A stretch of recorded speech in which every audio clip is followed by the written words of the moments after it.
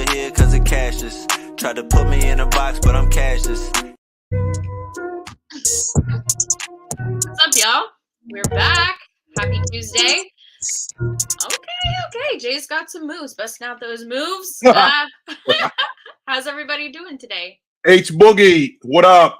He's going back to his days in Studio 54. Hey, I was actually in Studio 54. I know. Business in Studio 54. None whatsoever. What was I doing in Studio 54? Man. I only ever got to experience the one in Vegas, which was clearly not the same. Oh, man.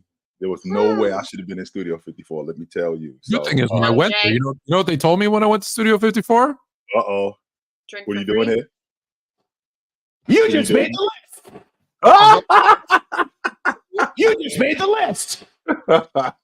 VIP, baby. Just like that, Tone. You just like walked up, and next thing you know, you. Let me ask you guys a question though, because let's be honest, when you go into a bar or club, especially those that are a bit, elite. I mean, girls often, depending on how you look, you get certain things. But being tall, both of you were like a lot taller than average. You played sports. Did that help you guys at all when you were in those circles? For me, it didn't do anything because I was literally a child. So there was when you no way. I forgot when you went. You were literally a child. When you went. Yeah, I'm literally a child in this place. Like, what are you doing in there? For real. I would say that in certain places it helped. Like, your guy. Maybe I shouldn't say it because I was underage too. But your guy, Roderick. Tony Delk, when we were in Kentucky, definitely we were able to just walk in and out of anywhere we wanted to be. When I was in West Virginia, right? Especially when you're playing university and there's no pro sports team there. Yeah, you're everybody knows who you are. You get extra love. Yeah, just a little bit. Okay, I see you. What's up, you guys? Yeah, FIFA. Oh my goodness. Salute, Tank. James B's in the chat. Dorian, it's been a while. Okay, so honestly, we have a bunch to get into, but Jay, I like where we were going before we jumped on, where you're talking about you need to bring some clarity, I guess, to some of the positions in the league. We want to hear you list those out. Now, I know that we live in a positionless league, but I am not going to confide to that. I will not. I'm not going to confide to that. I've already come to the conclusion that, all right, Stockton is gone, Magic is gone, all of those guys are gone. The point guard position has changed. Yeah. And I've already come to that conclusion, and I'm cool with that, H. But what you're not going to do is you're not going to make me get rid of it. No, I'm not going to do that. So I'm still going to stick to the position. I just recognize that it's changed. So I'm here today to declare my allegiance to the best players that I think are at that position. So I think Luka's the best lead guard in the game. I think that there's some really good point guards in the game, but I think Luka is the best lead guard in the game. The game has changed. Luka's ability to score, Luka's ability to distribute, his ability to get downhill. He just makes it so easy for himself to score. He just makes it look easy. And I think that he's the best lead guard in the game. At the two guard, I think Donovan Mitchell's the best two guard in the game of all the two guards. His ability to crack the long ball. He's having a career year. Defensively, I don't think we talk about him enough. He came into the league as a defender. I think his defense got overshadowed when he was playing with Rudy because of how good Rudy was. But he's having a career year. He's been fantastic. I think that if Joker wasn't doing what he was doing, we'd have more conversation about Donovan Mitchell being in the league MVP conversation, considering how beat up Cleveland was with Evan Mobley out of the lineup, with also Darius Garland out of the lineup. That defense actually picked up with him and Jared Allen, and they actually reached all the way up to the number 2 seed, which is what they still are right now, and they're giving Dallas all that they can handle. At the number 3 spot, I think Jason Tatum is the best small forward in the game. There's really not much that I haven't said about Jason Tatum that I need to say. You guys already know how I feel about him. At the power forward spot, I think Giannis is the best 4-man in the game. Giannis, a lot of people saw him working with Olajuwon, and they immediately think that if I'm working with a guy, that I'm trying to change my game to that guy's game. He wasn't trying to change his game to Olajuwon's game. He was just improving his footwork. In the process of improving his footwork, he was improving his post game, and he's done that. He knows how to open pivot now. He actually knows when he switches pivot feet, he knows how to operate with the left hand, with the right hand. He's actually gotten better in the post. So he's added that mid post to it. He's added that mid post jump shot to his game, and it actually looks good. And at the 5 spot, who I think the best player in the league is, and I think that's Joker.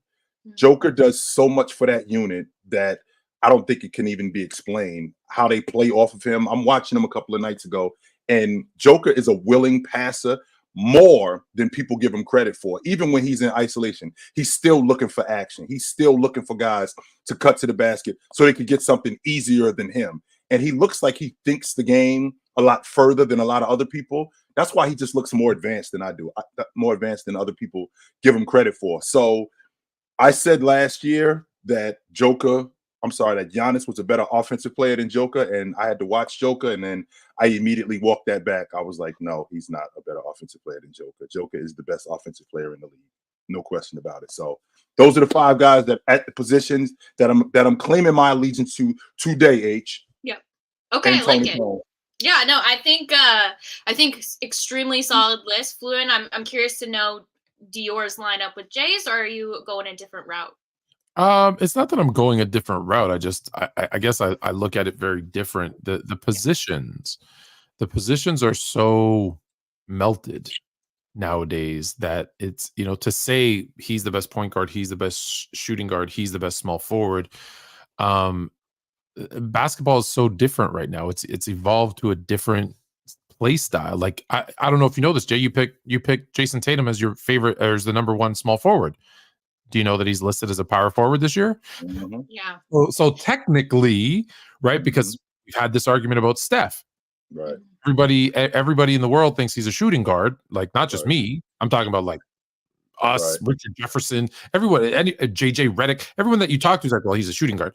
But he's always been listed as a point guard. So he's a point guard. LeBron James has been listed as a point guard, a shooting guard, a small forward, a power forward, and a center.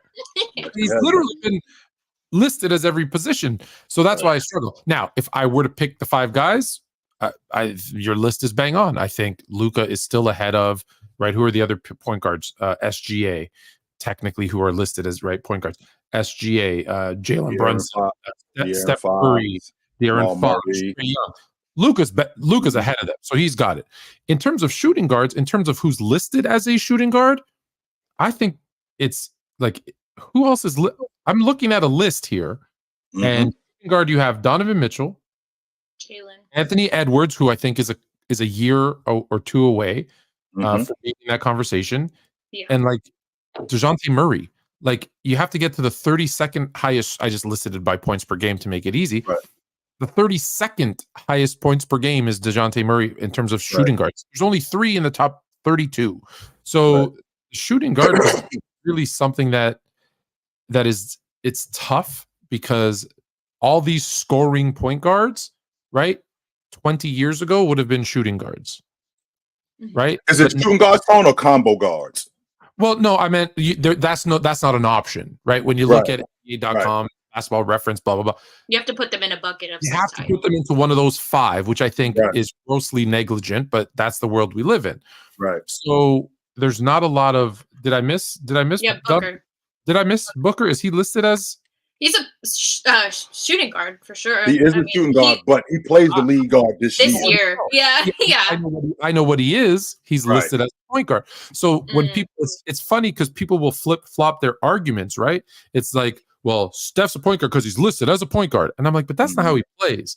Now Donovan Booker, we all agree he's a shooting guard, but he's listed as a point guard. So technically this year, so it's just the shooting guard position has become. I think it might not even be a thing anymore, and we might go to what I think, which is guards and forwards. You might keep centers. I think you keep centers because it's still the center position, but I think it's guards and forwards, because is Giannis a power forward, or is he a shooting forward, or is he a point, because he played a lot of point forward too. So if I had to pick 5, though, let me go back to answer the question. I would go Luka again based on their rank, what they're listed as. I would go with the same 5. So I think you're good with those 5. Right. Go ahead, Jay. Well, when you talk about guys being listed, I mean, I think DeMar DeRozan is listed as a 4-man. DeMar DeRozan played all the years. Flip flops, yeah, but he was a shooting guard in Right. Toronto. All the years that he played, all 8 years that he played in Toronto, he played the 2. And I always saw him as a 2. Even when he got to Chicago and they had him listed at the 4 spot, I'm thinking, wait a minute, not Donovan Mitchell. DeMar DeRozan is not a 4-man. I thought that this season with the Boston Celtics, with adding Porzingis, I thought that Jason Tatum would move to his natural position, which is the 3. I thought Jaylen Brown would move to his natural position, which is the 2. I thought that they would go with Al Horford at the 4, Porzingis at the 5, and Derek White off the bench. That's what I thought that they would do, because I thought that that would work. Not that it's not working right now. I think it's working great. But I feel like these guys, in terms of their natural position, I think that's what they thrive in. But I think that the game also today, when you're talking about guys being in positions, they still do stuff that those guys in those positions do. For example, Tone, Giannis at the 4 spot. As much as Giannis plays the point forward, as much as Giannis is the ball-dominant guy that he is, he still rebounds like a 4-man. He still defends like a 4-man.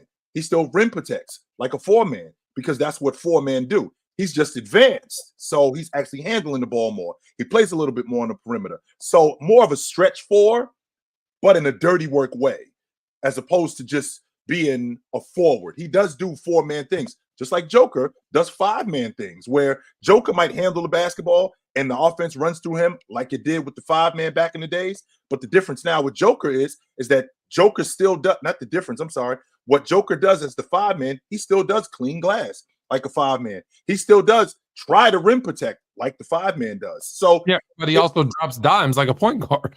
He's absolutely. Yeah, and he's hands-on all the time like a point guard. But did we do ball? I don't want to say ball dominant, but yeah, you're initiating the offense. Yeah. For a center, but did we do that, Tone, when Sabonis, when he was in Portland? Did we talk about him like that? Even though Damon Stoudemire was the lead guard in Portland, we didn't do that. Sabonis, unfortunately, we didn't get the right Sabonis. We got old bad feet Sabonis, and if you look, he wasn't. We knew he could pass because we saw him in those Euro games, right? But when he came to the NBA, he wasn't. Was he? What was his best year? 5 assists a game? Like he never was that guy. Okay, 6 assists a game, right? Whereas you got Jokic, who's I think he's 3rd or 4th. He's 4th in the league in assists. I think he's averaging almost 9 games. Initiating the offense, shooting from the outside. Like I get it, he's a unicorn, but that's what I'm saying is it's really tough. Because to my point that I was going to say is I think the shooting guard, at minimum, I think the shooting guard position is going to be gone. Like I think it's obsolete. It's just, hey, we got a couple of guards, right? Who's our lead guard? Maybe is I don't think it's shooting guard anymore because there's just. I wonder how many shooting guards are even listed. Well, let me ask you this, Tom. When you say shooting guard, because I play off the basketball, how has my responsibility changed because I play off the basketball? Because running with a guy like Luka, for example. Okay, Luka is there's a difference between the primary ball handler and the guy we run the offense through, right? We've already discussed that. So if I'm playing off the ball, how is my role as a shooting guard change? Why does that role or why does that title go away? Because I am playing off the ball and you are looking for me as a shooter. Yeah, but that's no one's doing that anymore.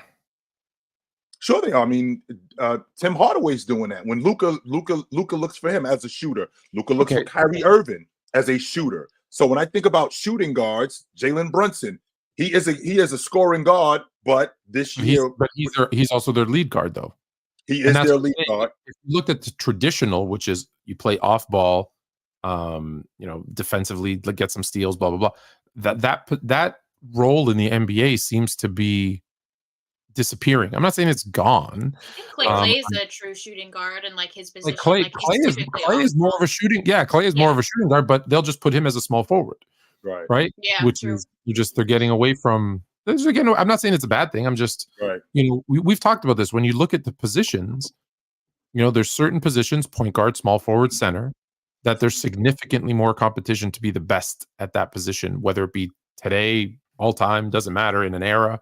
Those are the 3. Shooting guard and power forward they're a little light. But I think it's also because shooting guards and power forwards are really, they're like tweeners, right? You're not power forwards. Really, is just you weren't big enough to be a center. You weren't agile enough to be a small forward. So we kind of shoved you in the middle. Shooting guard is like typically you couldn't handle the ball well enough to be a point guard, and you're not big enough to be a forward. So but Yeah. you know, you could That's score. what It wasn't even always shooting. was. Sure. It was scoring guard, right? We call it the two guard, the off guard, the scoring guard, the shooting guard. It's not necessarily shooting. Oh, you could score, but you can't really dribble. So those are really, and that's why I think those two positions are light. They were tweeners.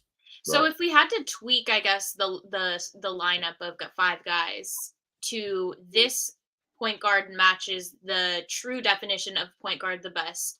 This shooting guard matches the true definition or the old definition of shooting guard the best. What would that lineup be? Even if it's not a top 5 player, top Right. 10 player, who are the guys that come to mind for you, Jay?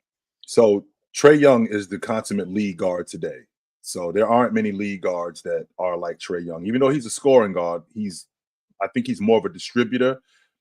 And I think he's the most distributor of all the lead guards in the game today. Even Halliburton? Yeah, I was gonna say Halliburton would be my traditional because one. Because I didn't watch that, I guess, the game like you guys did as these things change. So I'm wondering, like, do you want a guard like Halliburton, who's distributing and that's his only focus? But he's upped his game when it comes to scoring. But but then Trae, do you want, like, Magic scored and you guys say he's the best point guard of all time? So what do you want and what matches the true definition? Right. So the lead guard has always been a distributor first who could score. Magic was a distributor who could score. Stockton was a distributor who could score, right? Kevin Johnson, guys like that, Jason Kidd, Chris Paul. These are guys who could score. I forgot all about Halliburton. I'm sorry that I forgot about Halliburton. Okay. Yeah, because he's the consummate lead guard, right? So if I had to think about a lead guard, I don't think he's best. I think the reason why I'm thinking about that, because I am thinking about it in the aspect of who's the best, right? In terms of that position. And I think Trae Young at this point, if I had to go with a guy that's the consummate lead guard, it would probably be him. When I think about a 2 guard, I don't really see anybody that fits the mold like Clay, except for Donovan Mitchell, the guy that plays off Donovan Mitchell, who plays off the basketball, who scores it, who can also handle the ball and get other guys involved, kind of like an upgrade of a 2 guard in today's game. At the small forward spot, just the consummate 3-man. That's Leonard when he's healthy. I think that the way he defends, the way they go to him for buckets, and the way he plays in transition, I mean, I think he's the consummate small forward. At the power forward spot, Julius Randle, like the dirty work 4-man, the rough and rugged, bull in the china shop, beat you up. I would say Bam, because that's who I think he is. I think Bam's really a 4-man, but 100%. Probably Julius Randle of guys that I'm thinking about, just a straight banger, a guy that's just going to beat you up. And at the 5 spot, just the purest 5 in the league. I still think it's Joker. I do. I still think it's Joker. I do, because I a guy who we run the offense through, like Shaq, like Olajuwon, like Ewing, like Jabbar, like Chamberlain. They run the offense through Joker. And sure, he might be a better passer than Shaq. He might be a better passer than Olajuwon.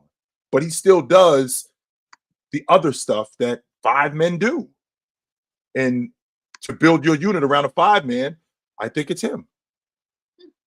So if you're going like traditional, and this just shows how each position has really evolved and expanded what they do, right? Because you're going to hear names that aren't in your top 10, right? Right. Halliburton, if I'm looking at a traditional point guard, Halliburton's that guy, right? Mm-hmm. He's, leads the league. If you compare him to Trae Young, for example, I think he has 1 or 2 more assists per game, 2 less turnovers per game. He takes 5 less shots per game and scores 5 less points per game, which actually means he's a more efficient scorer than Trae Young, but he definitely looks to pass first. So he's probably the more traditional point guard.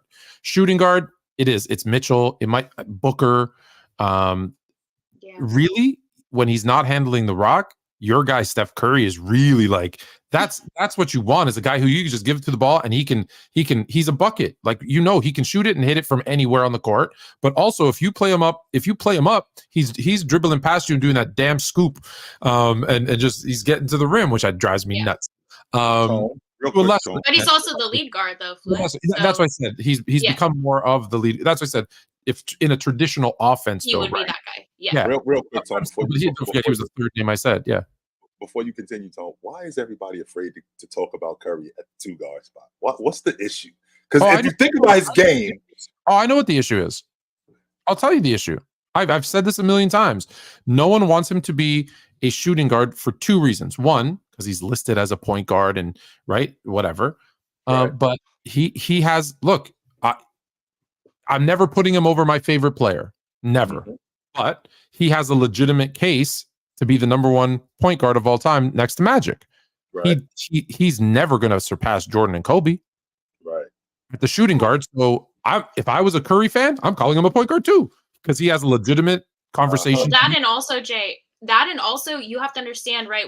When Steph came into the league, he did play like a point guard. He was still putting up threes, but not at the level he is. And so, no, he was a shooting guard at Davidson. He played off the ball. No, I'm saying when he came into the NBA, he played under Mark Jackson. Tried to make him a traditional point guard, and it didn't work. But that's what I'm saying. So that's what they needed at the time. That's what he was listed at. That's what they tried to play him at. And then, of course, his game shined through, and he is who he is today. I would say a combo guard, but I think that's why he's just. Is it because the offense changed, H, or because I don't think his game changed much? I think they changed the offense to fit his game because that's what brought success. And the other dudes that they had, of course, I would say they've changed.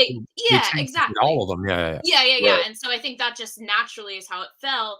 And then other teams, I think that kind of caused a ripple effect of other teams trying to mimic certain aspects. Copycat right. league, yeah. Just like they did with the Spurs. So I think that's kind of how we've gotten to maybe the Warriors are a reason we are somewhat positionless when it comes to the guards, at least like we are today. I just, to be clear, I hate that term positionless because it makes people think, no. It's just when you say positionless, people misunderstand it.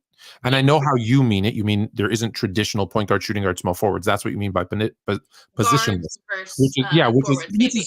Your definition is correct.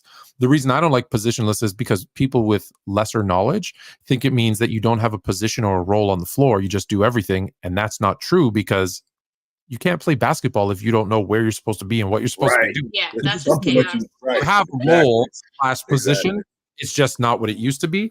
But that being said, with the Steph Curry thing, kudos to Mark Jackson and then to Steve Kerr, because a lot of coaches would say, no, this is the way I want to do things. Yeah. But if you have the 2 best shooters in the league on your team and a defensive big who can initiate the offense, change your offense. Right? Change your offense. Let those damn dudes shoot. And Steve Kerr, took that from Mark Jackson, just took it to the next level and let them do their thing. And that's why they were so successful. That being said, I'm with you on Kawhi Leonard when he's healthy, right? Because the small forward position traditionally was the Swiss Army knife. Could rebound, could defend, could score, could pass, could dribble. Like that's what that is. He can do all that. Power forward.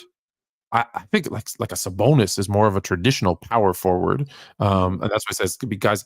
And then traditional, although he can do other things. Anthony Davis is what you want in a center. Block shot, rebound, defend. Like that's a traditional what you want a center to do. Now he has the added bonus of being able to shoot, but like Anthony Davis to me is like, maybe to a lesser extent, if you want to pick someone out of the top 20, like a Nick Claxton, right? It's traditionally centers are block shots, play defense. Occasionally we'll throw balls into the post so you can get some dunks. Why do you guys think that AD, because we've talked about this countless times where we think, playing the 4 maybe is where his comfort zone is. Why do you think AD has struggled to fit in at the 5 versus maybe would he be more successful at the 4? Well, I think that at the 5, number one, there's bigger guys at the 5, and he's got to be stronger at the 5, which meant that he had to beef up. Yeah. And at the 4 spot, I mean, he's the weight that he's at now. He's played at that weight for quite some time, but the position of 4 became less physical as time went on. The 4-man was Weber, it was Malone, it was Barkley, it was the dirty work guy. But then they started to move away from that. They had guys like Chris Bosh, the more stretch 4 big, the more stretch 4s, which Anthony Davis thrived in that. In addition to him thriving in that, he was also a great defender. So now you're asking him to move to the 5 spot where he's got to deal with bigger guys. Not only does he have to deal with bigger guys, he's got more responsibility at the 5 spot. And I don't think that was his natural position. So I think he struggled with that more than anything. Yeah, at the 5, you definitely have to defend more. And listen, nowhere near Anthony Davis's level, but every Wednesday and Friday when I play, right, I'm still one of the taller guys. I'm not the tallest, but I'm a point guard. I want to sit outside. I want to initiate the offense. I want to shoot. But like they're like, hey, you're 6'3". Can you like go defend, 6'5", 300-pound dude down low? And I'm like, no, I'm not doing that. I just don't want to do it. Right? I don't want to do that. I can't. I don't want to. I'm trying not to get hurt. Right. Anthony Davis has that mentality too, that he doesn't want to get hurt. I think he's more comfortable roaming around. And the other part is guys who are injury prone. Okay, guys who are injury prone typically are more prone to get injured when they are at their heavier weights, right? Because you're more likely to get hurt. So he feels more comfortable, whether it's true, he feels more comfortable at a lighter weight, which is more conducive to him playing the 4, because like you said, he needs to bulk up to play the 5, and then maybe his knees, his ankles, his if your legs can't handle that weight, it hurts everybody, right? So I think there's a bunch of good reasons why he wants to be the 4, and when we've seen him succeed, right, it's been when he's had Dwight Howard, JaVale McGee, to a lesser extent earlier on when he had DeMarcus Cousins. Like it's really good when he has a strong center next to him. So I don't know why the Lakers aren't doing that, but that's when he's at his best. Yeah, I guess that kind of is with like Wemby. I don't know if what Pop in the future is going to want to do with him, depending on how long he's with San Antonio. But is that, I mean, he already knows Chet. I mean, we've already seen Chet put on some weight, and, that just comes with age and maturity. But is that something Wemby, as we see guys coming into the league, is he going to have to, go toe to toe with guys like Joel Embiid, Porzingis, like these massive dudes? So is that something that you worry about with him, or do you think he'll stay at the 4 or play at the 4 and Pop will utilize him in a different way to preserve that, I guess? Well, number one, I don't think Wemby's going to ever be Giannis in terms of stature. When Giannis showed up, Giannis I think he was under 200 pounds, but now he's like incredible. Now he's like the Incredible Hulk. I don't think that's going to be Wemby. Genetics, though. I don't know. Right. I don't think Wemby's ever going to. I don't think he's ever going to look like that. But Tone and I have gone back and forth with this. The Greek genes, but Tone and I have gone back and forth with this about Wemby, because I think that's the future of basketball. Tone's logic to me was that where are we going to find all of these 7-footers? Well, guys like Wemby, these guys are already in the league. It's a bunch of 6'10" to 7'2" guys running around in the NBA. I think the difference is what Wemby's skill set, not just with his skill set. I do think he's going to beef up a little bit more, but I think that with his skill set, that's going to be the standard. And if you're 7 foot, if you're 6'10", you're 6'11", you're going to have to learn how to play like this. Otherwise, you're going to become obsolete. Now, the same logic with Steph Curry, Steve Nash, and Barbosa, and those guys, they were doing it. Curry and Clay took it to the next level. That's what you're going to have to do if you're going to have to be able to play if you're going to be able to play the guard spot in the league. You're going to have to be able to do this. Well, if you're going to be in the league and you're going to be 6'10" to 7'2", you're going to have to be able to handle the basketball. You're going to have to be able to stretch the defense. You're going to have to be able to rim protect. You're going to have to be able to do all of this stuff like that. And if you can't do it, something like that, I'm not saying that you got to be Wemby. Just like with Jordan, when Jordan showed up. Before Jordan showed up, Tone see me, I'm 6'3", 6'4". I was the 2 guard. Here comes Jordan. He's 6'6". This is what now the 2 guard looks like. And now you got to play. You got to be an athlete. You got to be able to jump this high. And if you can't, you're going to become obsolete. I think that's what Wemby's going to do for the NBA moving forward. The only, and the reason I disagree with him on this, first, let me go back to your Wemby thing. Wemby, I think, is going to be at his best when he's a 4. Is he playing the 4 now, or is he playing the 5? Right now, they're moving him around everywhere. That's what I thought. I wasn't sure what he was like technically playing, but he plays the 4. Yeah, I don't know what he's listed as, but they're purposely putting him in everywhere. But I think you're going to want him out in space. You're going to want him guarding the pick and roll, because he could probably guard both of them at the damn same time. He's so long. So you don't want him having, and I think he'll be at his best when he has a big defensive 5 next to him. So that's the Wemby part. In terms of the what Jay was saying. Do you know what the odds are to make the NBA?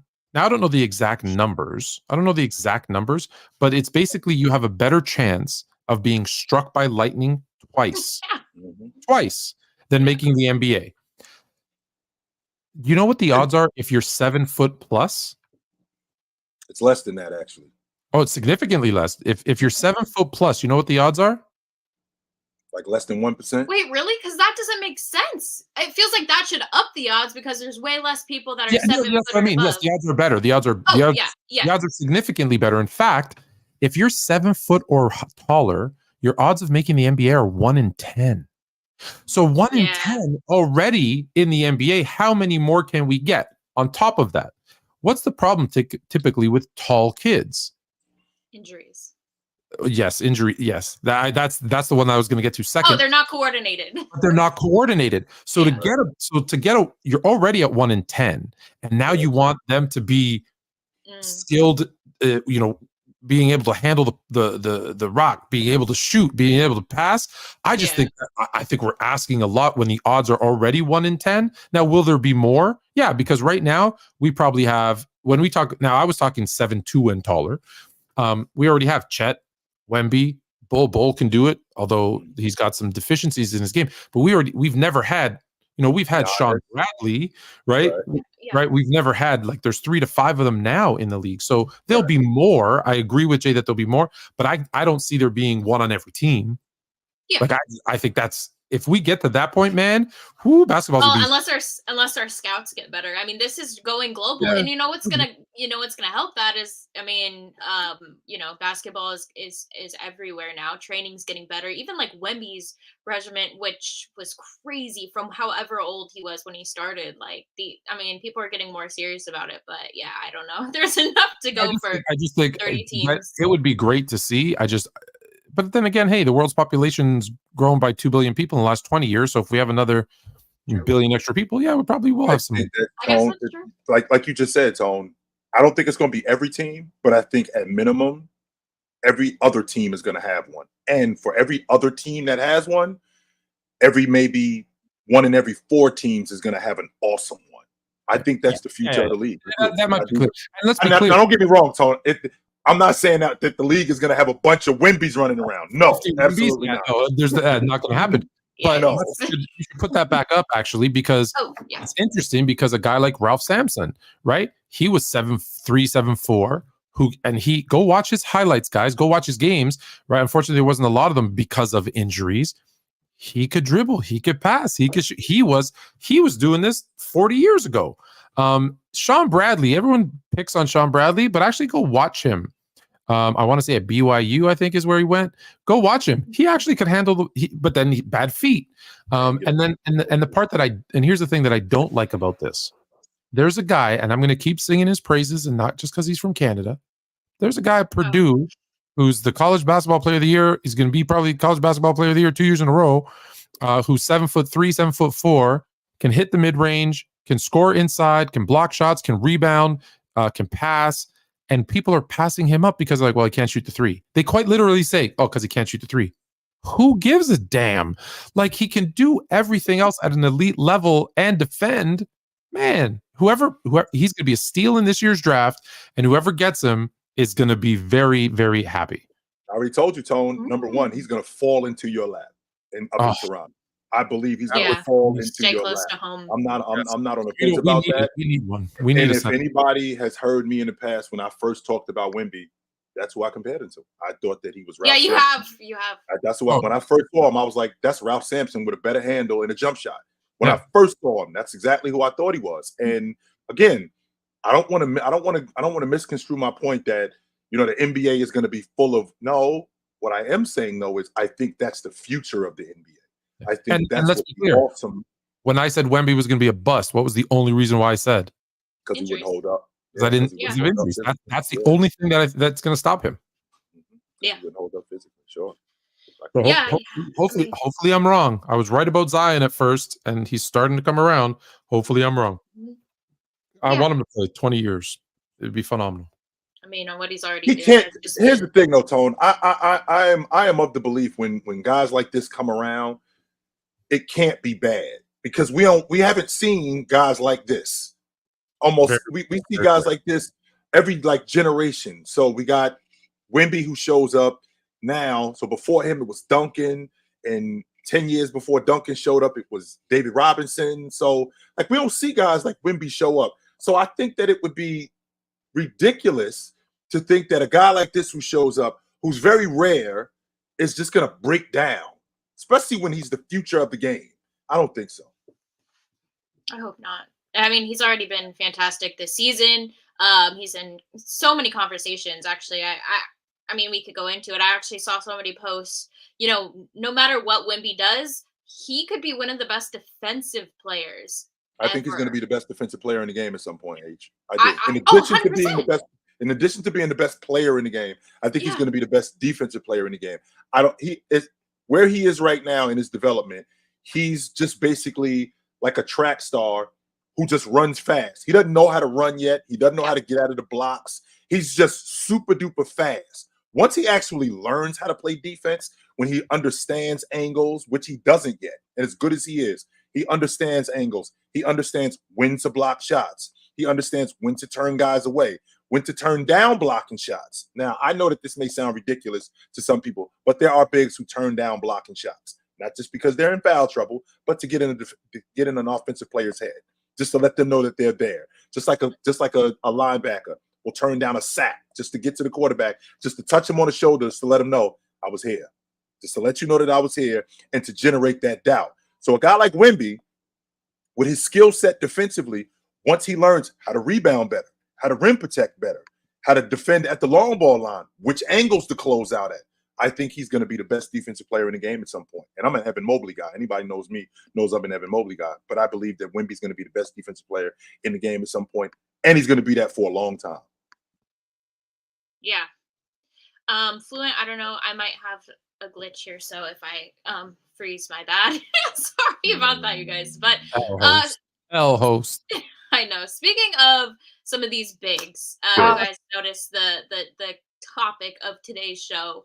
Why is the NBA media anti-Tokounmpo? Because I've heard a lot of conversations. Can you say that? Anti-Tokounmpo. What's his name?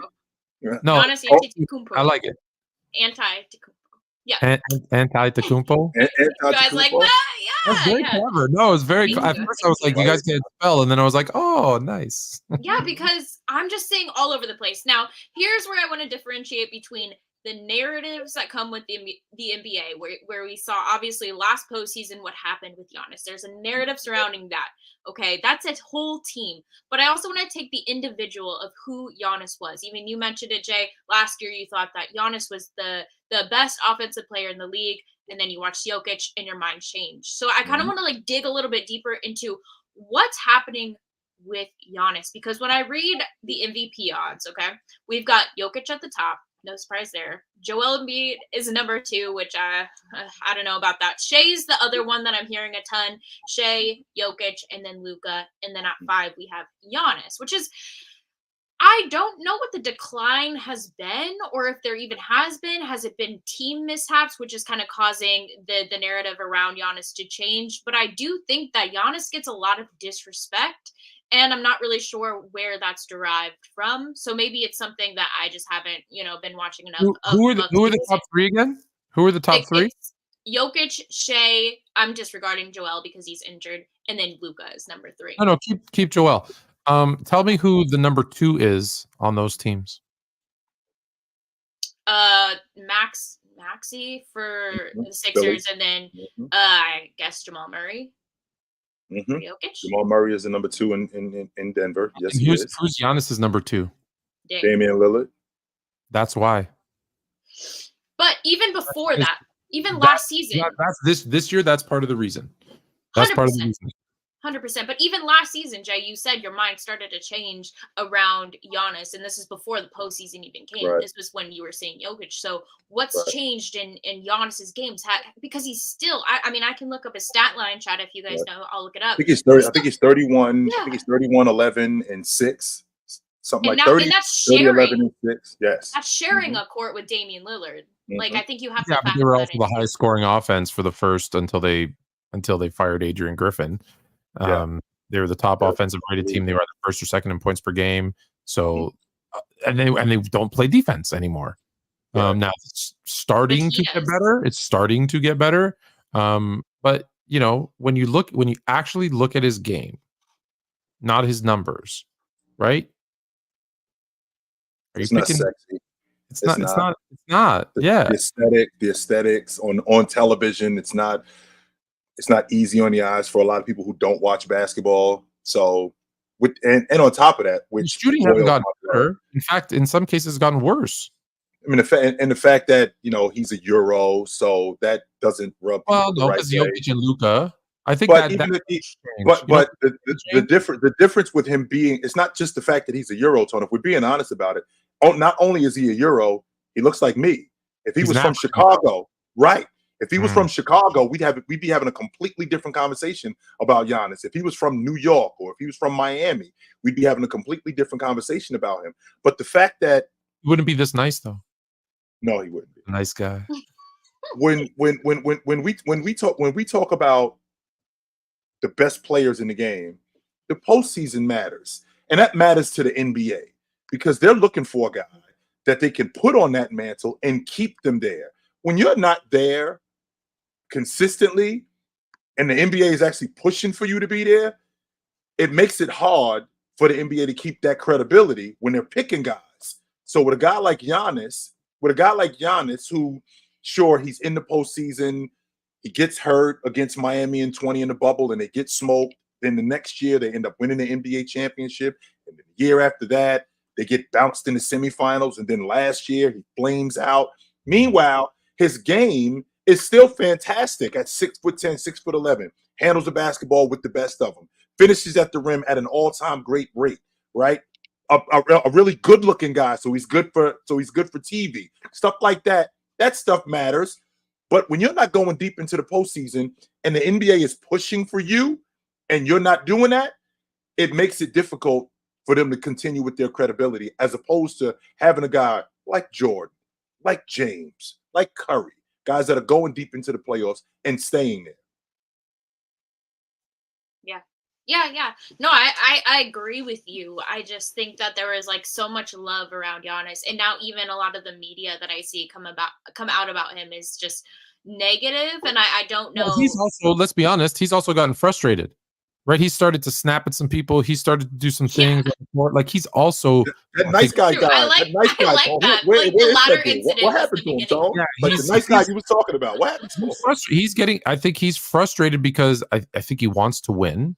I think he's frustrated because like the world just kind of sucks right now. Let's be honest. Like, everybody's like so sensitive, and like you say one thing and they like, even if it's factual, they're like, they get their part of my, I won't use that panties term. in a wad. Panties in a wad. Say it, I'll say it. No problem. Panties in a wad. No problem. And it's like, dude, like let it go. So I could see his frustration because there was a time where like you could like, and it's different outside of sports. Like we can have a discussion. We can have a debate. We can yell and scream at each other and then be like, all right, cool. See you tomorrow. High five. Right.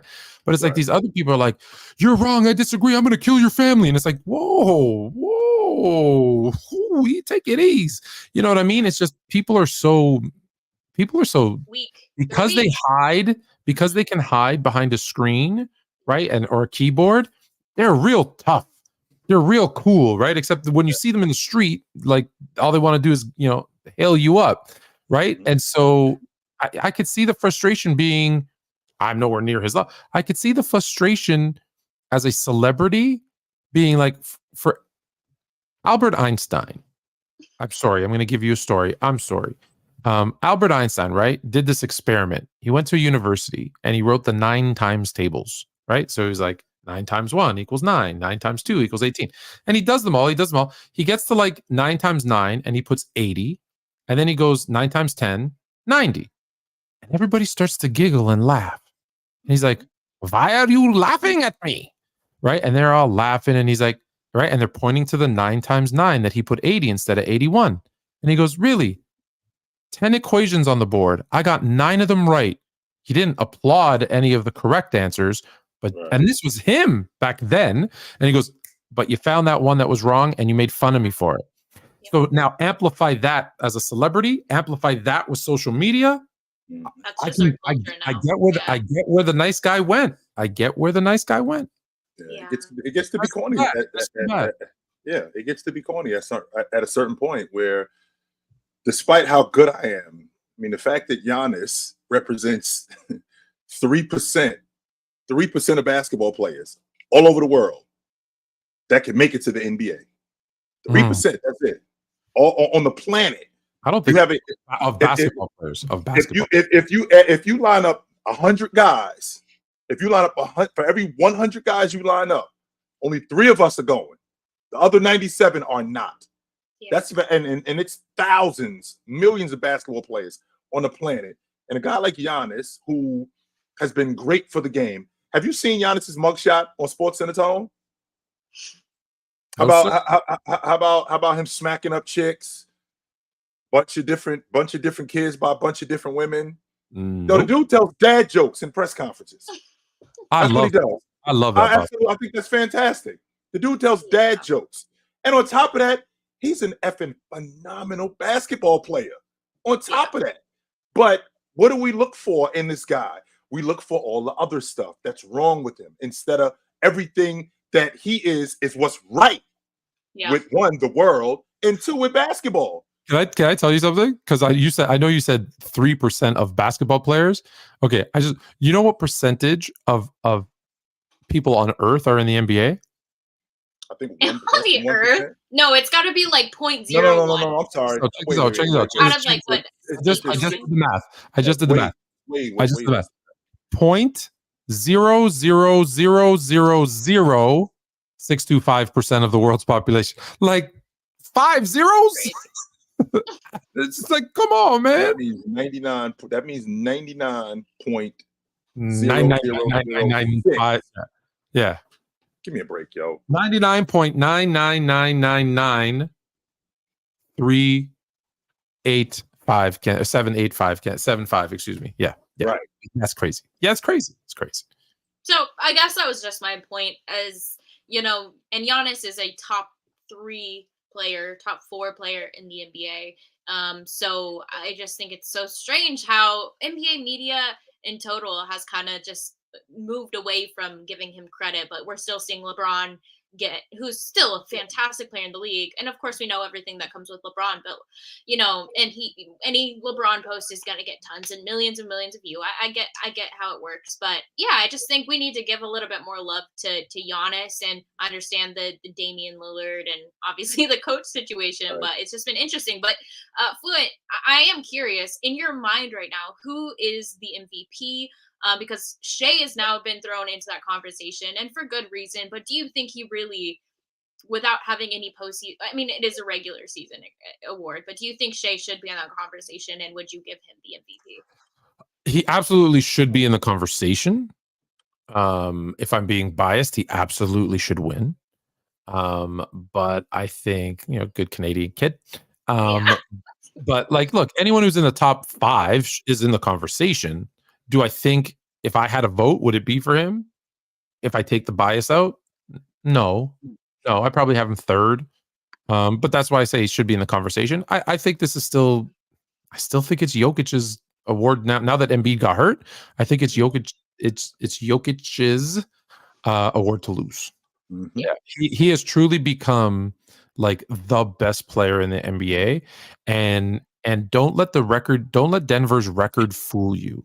Go back and look at every NBA champion, what they did the following year. I challenge you to find many, if any, that won more regular season games than next year, because they know what's important, right? They know when they need to turn it on. And you're going to see come March, April, May, you're going to start seeing a trajectory that's different for those guys and those teams. So don't let the record fool you. Like, this dude has, maybe he's in the conversation. Yeah, he's the best player in the league. He's just he's gone through it. He's there now. But give FGA his love, man. Give Luka his love. Give Embiid his love. Give Giannis his love. Give these, because you know what? And no one ever believes me because I'm always defending the old heads. But if you remember in my debate, when I told you the best era of basketball, if anyone remembers, I said now. We are so lucky to be watching basketball right now because there's no one face of the league, but man, there are so many phenomenally good players that if LeBron were to retire tomorrow, we're good. Like we're good. Like there's so much great basketball. Well, Tone, isn't that, since you brought that up, well, wouldn't that be a good thing to not have a face of the league? Because what we do, right? Because if there's a competition. Well, not only a competition, H, we actually get to see the other guys who are awesome, as opposed to just we're focused on this one guy. This guy is the face of the league. He's the best player in the league. He's the most awesome. In the process of him being the most awesome, we forget about all of these other guys who are also awesome. And that kind of throws a monkey wrench in the rest of the league because you don't get to market it like you need to. Because there's a 2-guard up in Minnesota. I don't know if you know him. His name's Anthony Edwards. He is fantastic. But if we too busy paying attention to Joker as the best player in the league, you don't get to see him, right? There's this guard that plays in Oklahoma City. I don't know if you ever heard of him. His name is Shai Gilgeous-Alexander. This guy is phenomenal. But you too busy in Philadelphia paying attention to Joker. I'm sorry, paying attention to Joel Embiid. And you don't really pay attention to these other guys. Now, let's be clear. Sorry. They do have something else going against them, though, is that they're in OKC and Minnesota. Like they do happen to be in really small markets, but they've made those places relevant, though. As much as they've basketball relevant, as much as people say the internet and the global blah blah blah blah blah, there is still not as much coverage, press, accessibility to those small market teams. There's still, like, no offense to Indiana, the All-Star Weekend was in Indiana, and some of us had an opportunity to go, and most people kind of said, nah, I'm not going. But if it was in Vegas, New York, Chicago, LA, Miami, I'm there. That's not a knock to Indiana. That's not a knock to Minnesota. That's not a knock to those places. It's just, listen, Toronto's the third biggest city in North America, and it gets no love, right? Just because of the stigma of where it is and what's going on.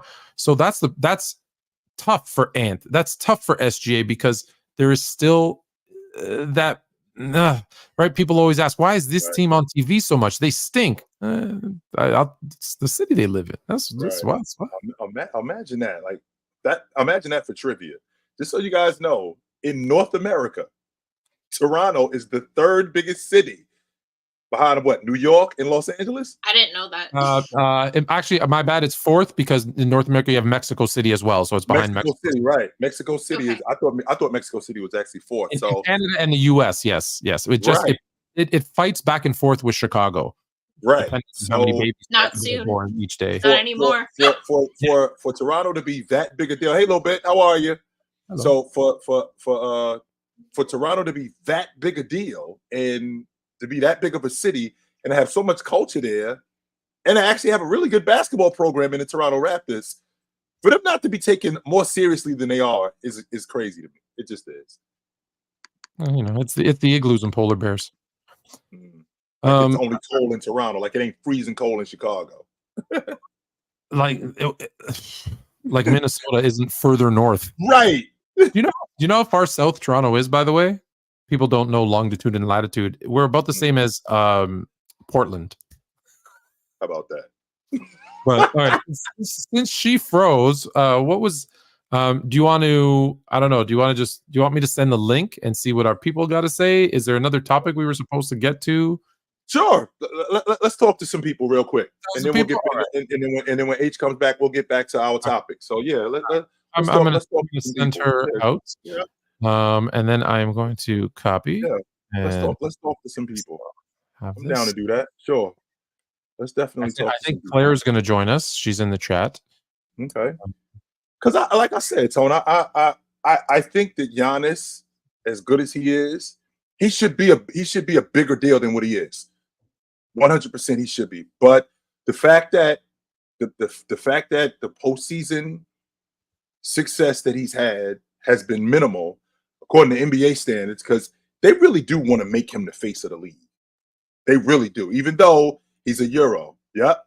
They really do. They want to make him the face of the league, but there's circumstances that just they can't trust him because, again, with the postseason, with the problem that he's having in the postseason, they can't really push that like they want to.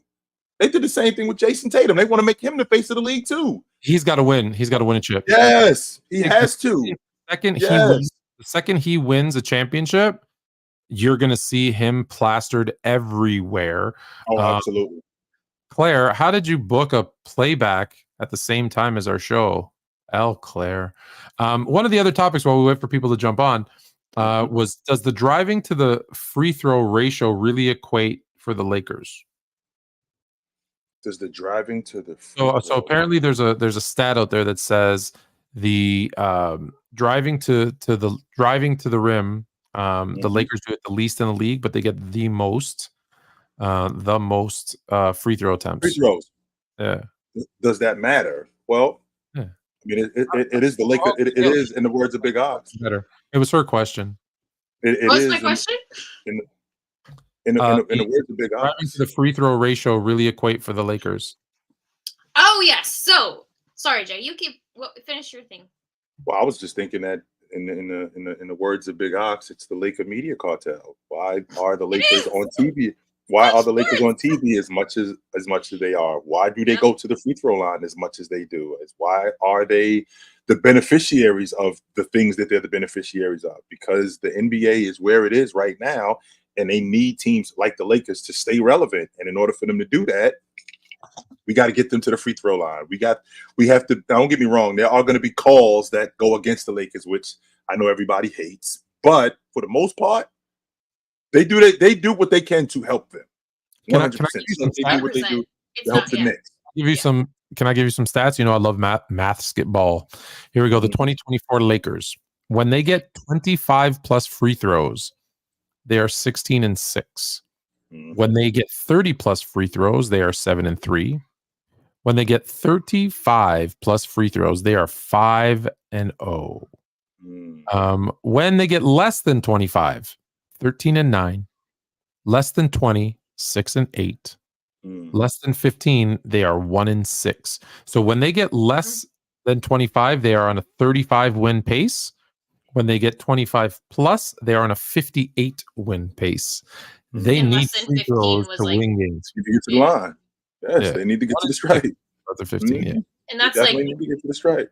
So this was, I guess, the premise for this, because I saw another thread on Twitter where they were discussing the free throw differential, and we've talked about this, especially me last postseason, and I get the aspect of their size, and so with size, with driving, getting to the rim, you're going to obviously have a lot more opportunities compared to, maybe a Warriors team who's a bit smaller and isn't getting there as much.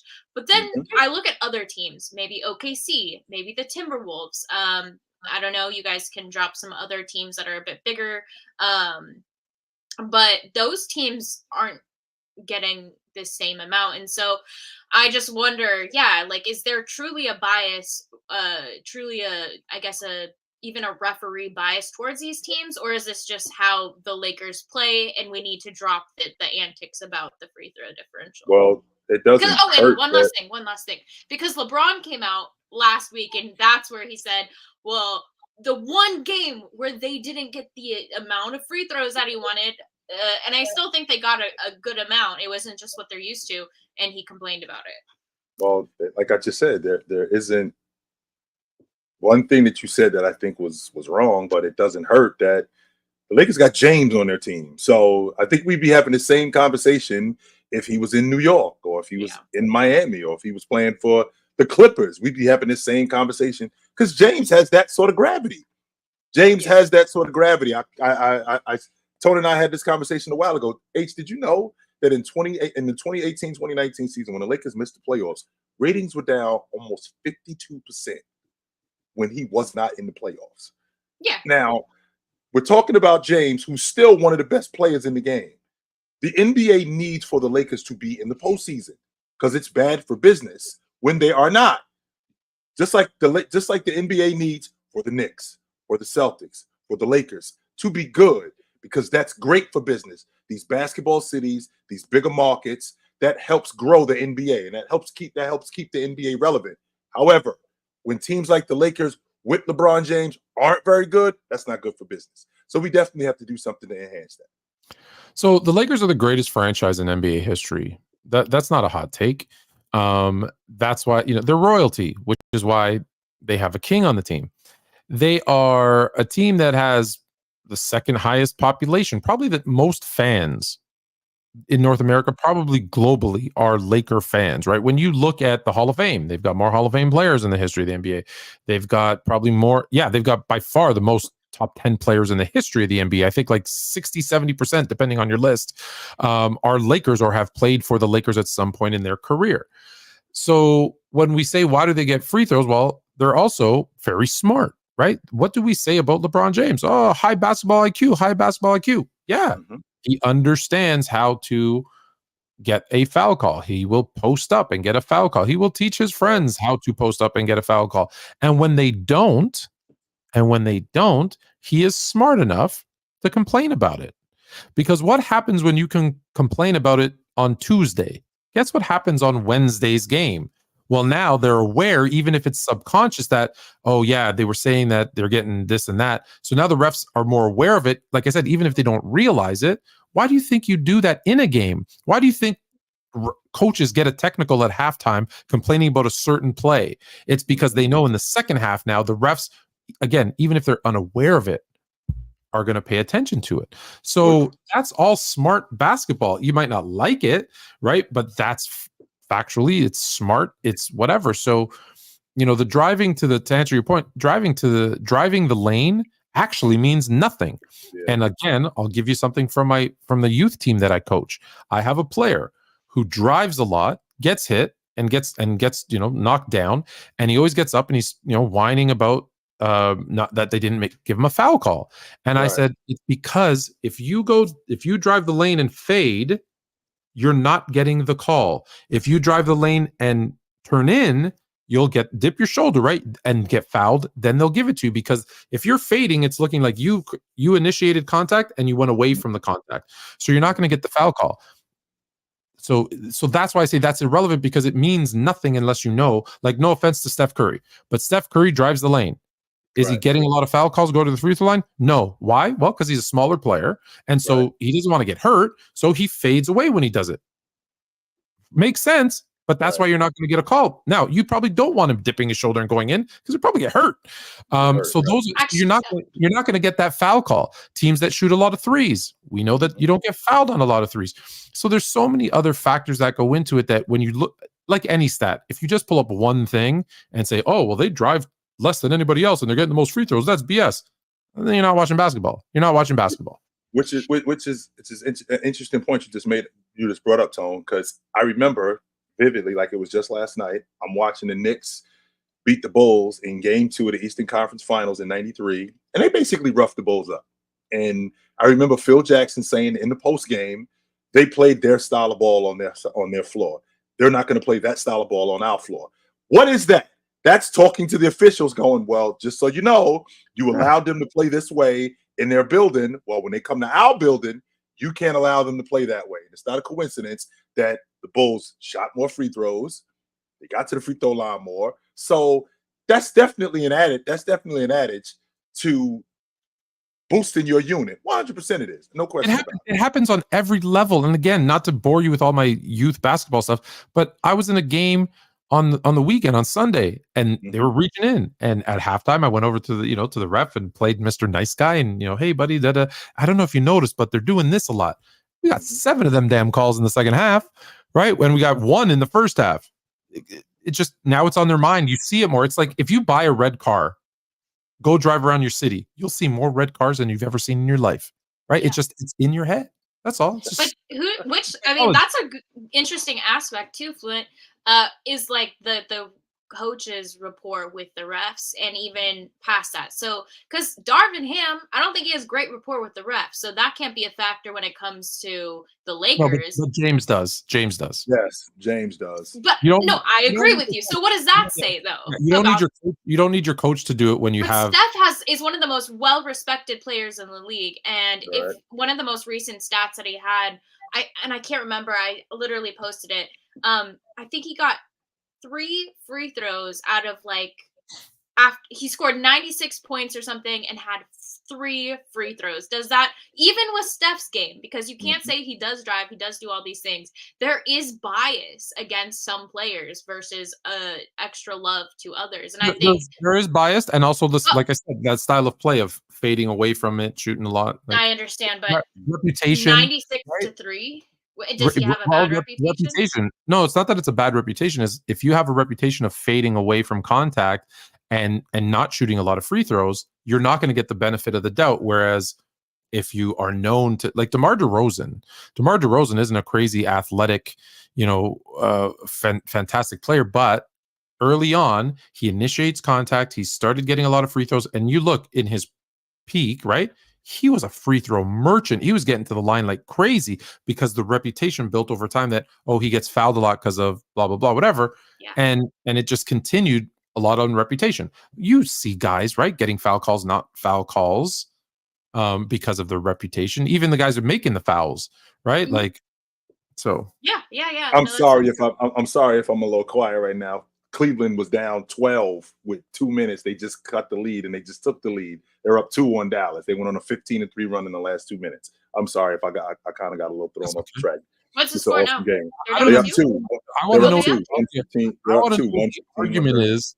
I want to know what the argument is about DeMar DeRozan not being crazy athletic. I didn't say he wasn't athletic. He's not crazy. He's not John Morant. No, he's not. He's not Bryant athletic. No, he is not. He's athletic, but he's not. He's an athlete. He's 100%. not like he doesn't come to mind when you think of athleticism. Yeah, when I say who's an athletic player in the league, like him or not him. Allah, like right. Oh, did you just put the link in the chat?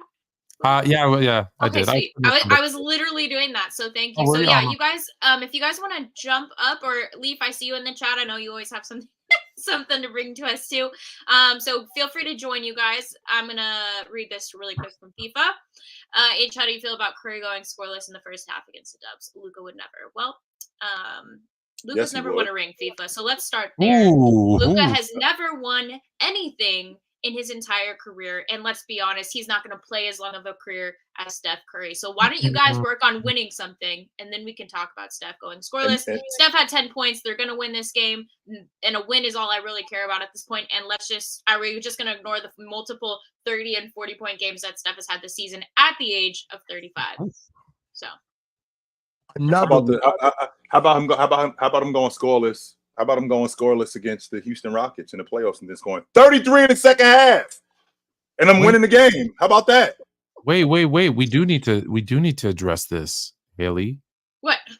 We heard. I was on the panel, and Cam Newton came up, and we heard that you and Brock Purdy had some hired thugs go out and start some trouble because you're mad that he called out Purdy, and he was right about him. But you were mad about that. Is that factual? Did you guys make that happen? No, yeah, I mean, it was something we were trying to, no, we didn't. keep under wraps for a little bit longer, but apparently got out. No, we're not admitting to anything. What are you doing, H? No. I mean, they've discovered us, Jay. It's time to come clean. Hey, you didn't need 800 million. She snitched on you. She gave it right up. What are you doing, H? Just gave it up. Like, no problem. Like, hey, what are you doing?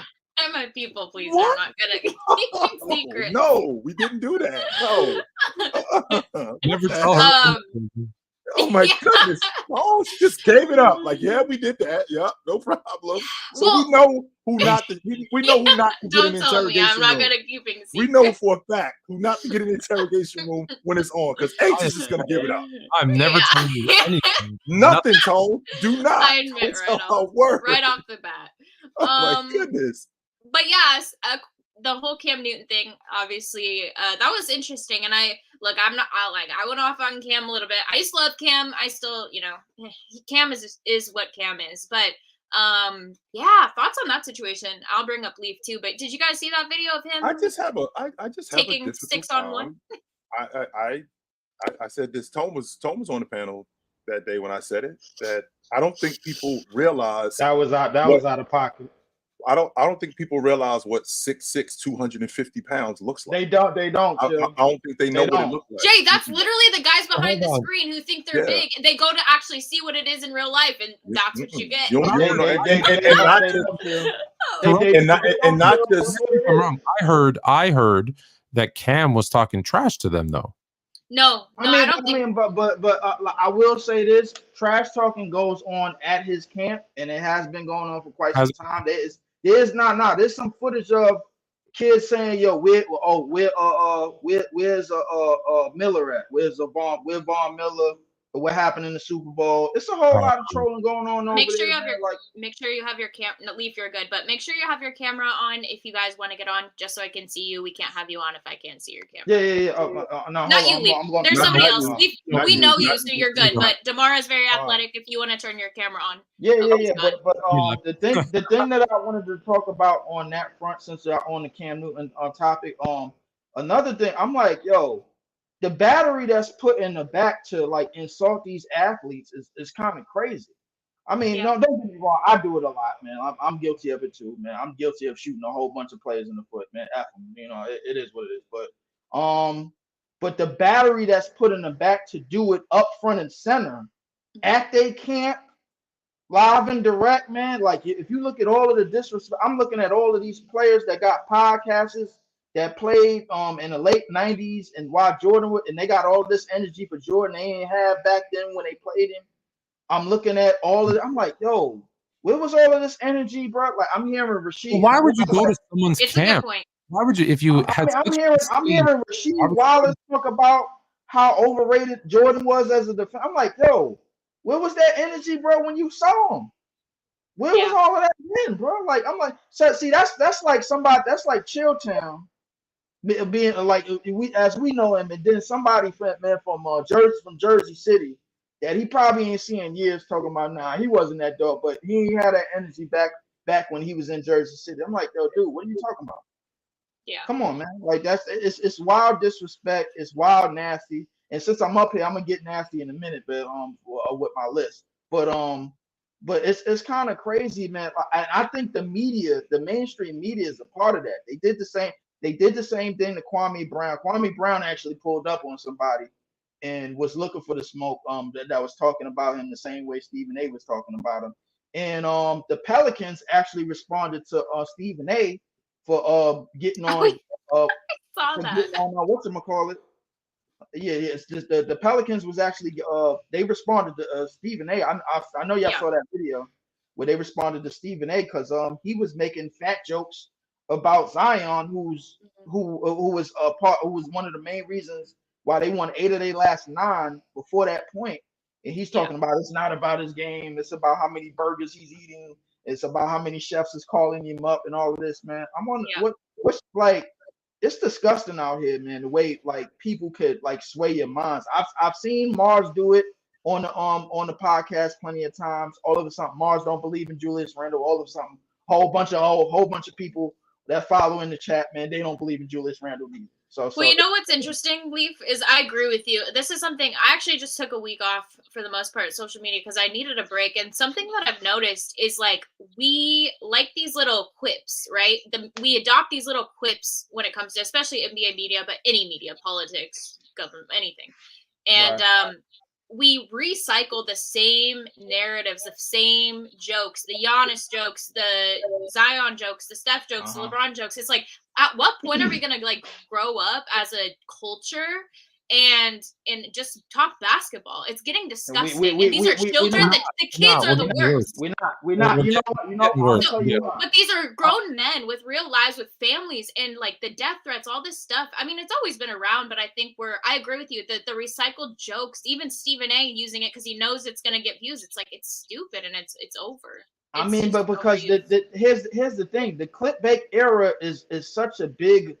It's such a big money grab. It's a big money grab. It's a big attention grab. It's a big everything grab. The clickbait era is that real. Whether it's YouTube, whether it's short videos, the clickbait era is that real. I don't care how old you get. I don't care if you're my age. I don't care if you're your age. I don't care if you're as old as these two jokers up here. It's the clickbait era is that crazy. You could say almost anything that would trigger or relate, or if it's funny enough, if it's catchy enough, if everybody could get on board with it, and everybody sees the same thing that you see, and you have that following, and if you have that grasp of attention to grab an audience as much as 10,000, 100,000 people, all of these subscribers and all of these people that subscribing to you, guess what? They all gonna gravitate to it. That's the internet. Yeah, The internet. They listen. When they say the chat and the comments is undefeated, they are. What you gonna do? Listen. If it had been me, I couldn't be in the NBA with all this money, because I be putting money on people's head and they talk about me. I'm like, nah, I'm dead serious, man. I'm like, yo, you can't talk about me. I got kids out here, man. Like, yo, I want him. That name right there. Hack that IP address. Find him. I need to know where he go to school. All that. Yeah, it's scary. Everything. I'm doing dirty stuff. But I had a list. I actually wanted to reveal Game. tomorrow. Got it. Game. Oh Got it. Well, That's what you get, Luka. Got it. yeah, where you at now, FIFA? Max Strus just hit a 55-footer to win it. 12 Game point, over. Game 12 over. lead, 12-point lead, and they lost. Game Steph. over. Yeah. He hit a 55-footer to win it. Got it. Well, that game was pretty up and down. When I was watching, I was in Wow. I was in the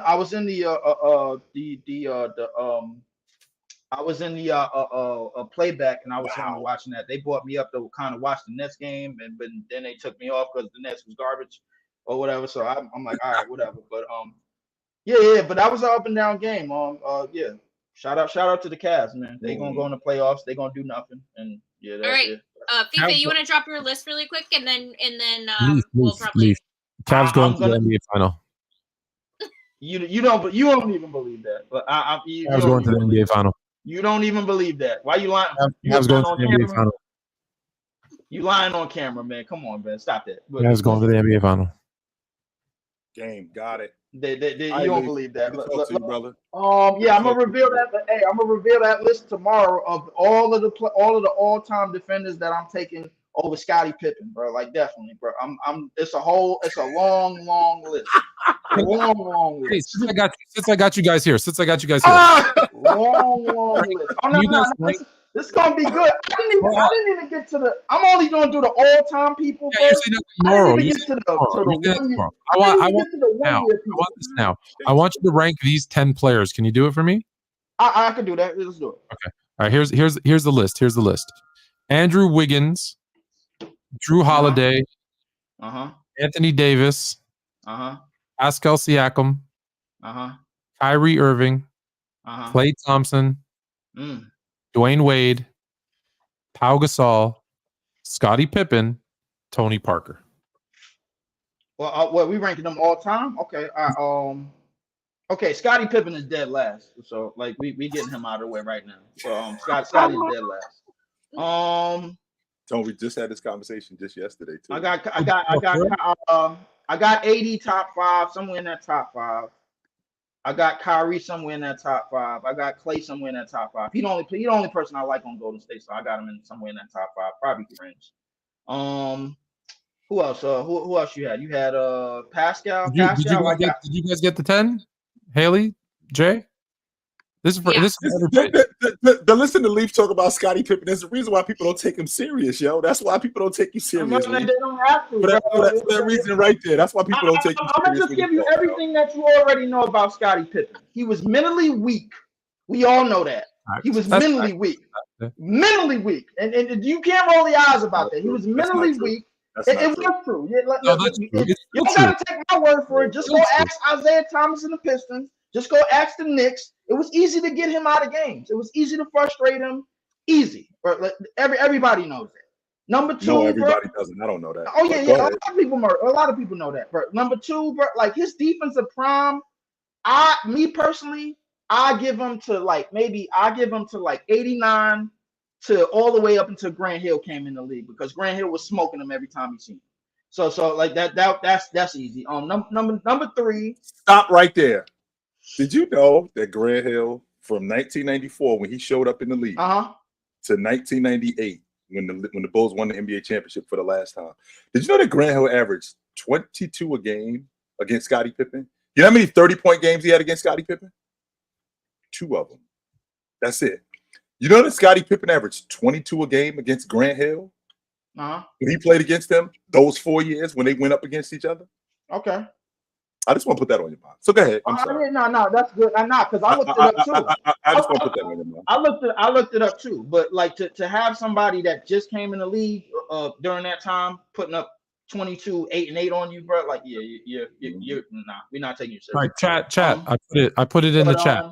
List is in order. Pascal Siakam. I got him somewhere in that late top 10. I got D Wade top 3. I got Tony Parker. That's if they playing today. Is that what I'm understanding? Is if they're playing today? No, just it's all time. It's all time. Yeah, it's all time. Just all time where you would rank them. Just all time where you would rank them. I got. Is that Tony Parker right there? That's Tony. Yeah, Parker? Tony Parker. It's Andrew Wiggins. It's Drew Holiday, so you don't get confused. Anthony Davis, Pascal Siakam, Kyrie, Clay, Dwayne Wade, Pau, not Mark, Pau Gasol, Scottie Pippen, Tony Parker. Ooh, this is a list. All right, so we definitely got Scottie at 10 for sure. Number 9, I'm gonna take Pascal. Number 8, I'm gonna take Wiggins. Number 7, I'm gonna take Gasol. Number 6, I'm gonna take Tony Parker, who has the same exact playoff resume as Steph, by the way. Number 5. Not the same. Yeah. No, H. No. Yes, it is. I swear it is. I'm not. So is he in your top 10? No, H. Just keep going. No. No, he's not in my top 10. Neither Steph. Top 15. Top 15. I give him top 30. You're out. I'm booting you out. Actually, like I'm bye. like Bye. bye. Bye. Oh my. Sorry. I am not doing this right now. I'm so sorry. The reason why I was quiet because I was waiting for Tone. I'm like, Tone, how long are you going to listen to this before you shut the door on this? Oh, I will listen. I will listen to Pippen slander all day. My goodness. I'm like, Tone, because I was about to blow a gasket, but I forgot who it was. But I'm thinking to myself, there's no point. There's no point. There's no point. There's no point. You know what I like about me? You know what I like about me and I like about Jay? When introduced new information, we will change our minds. Jay, have you changed your mind yet? No. Really? Even with Tex Winters telling you, the guy who changed the rule. Even when Tex Winters said the same thing that Larry Brown said. That's not what he said. Oh. Okay. Just I don't know what you guys are talking about. Sorry. Drink more water. You said we're not allowed to talk Wilt anymore on the show. No more Wilt. No more. Not for. Give us a few months. I was talking in code. Yeah. Okay. Drink more water. What are your thoughts on the Bucks having the 10th best defensive rating in the month of February? They have been 11th since Doc coached his first game on 129. Not to mention holding Charlotte to 26 points at halftime. I think they're up by 35 right now against Charlotte. Yeah, I think that Milwaukee's up 35 against Charlotte right now. Which, in the words of Tone on his soundboard, we do not care. We do not. No, we do not. I do not care because this crew is as falsified, as constructed as they are. This team is built to win the NBA championship, and this team isn't built to win it. That's what Giannis was looking for. He's looking for a team to win the NBA championship. So the fact that you go from being, 22nd in the league in defense to 11th in defense, I don't care. I don't. And the reason why I don't care is because when you get to the playoffs and you got to see the Miami Heat in the first round and Jimmy Butler is pushing you around, you moving up 10 spots in February doesn't matter to me. I don't care. Well, at some point, these guys are who they are, right? Like I saw who they were for 60 games. 10 games isn't going to sway my opinion. So at some point, what happens? Snap back to reality. That's what's going to happen. Unless it's a more consistent basis. We see that go into March, April, May, then sure. But I don't. Do you think, with the exception of, do you think they're just playing a little bit harder for Doc because they really didn't like Adrian Griffin. They've somehow learned to play defense. Have they changed the schemes that quickly? Right? Like, no, it's just they're playing a little bit harder. It's the what we would call the dog days of the NBA season as well. After the All-Star break, there's that lull. So you watch. If they're doing this in April, we can have a conversation. I don't think they're going to be doing it in April. Me neither. So yeah, too early. But thank you for your super chat. Thank you. I didn't know that. Oh no, maybe not. But I love super chats. Member love. Member for 12 months. Drink more water. That's dope. Yeah, did you guys see Max Strus hit 5 threes in the clutch and a half-court 3 buzzer beater to beat the Mavericks? Not just 5 threes, 5 straight threes. 5 straight threes. And dude, and was it you, Jay, that said you weren't high on Max Strus? The fake shooter is what I call him. I got that from Dub. The fake shooter. Don't listen to Dub. No. The fake shooter. And what's going to happen, H, and the reason why I know this is, I'll give him maybe 2 more games, and I'm going to get a 2 for 11 game from him. I'm going to get a 1. I'm going to get a 1 for 10 game. That's what I'm going to get from him. Every shooter that's not a superstar is streaky. That's why they're not superstars, right? They're not consistent. Yeah. So that doesn't surprise me. What worries me is, I'm gonna go I'll be on the court. I'll try to hit you guys up around 12:30 tomorrow. I'll be on the Raptors court shooting around with the Mavs, and hopefully they're not in a bad mood. Hopefully they're in good mood. It's gonna be tough. Why are you laughing?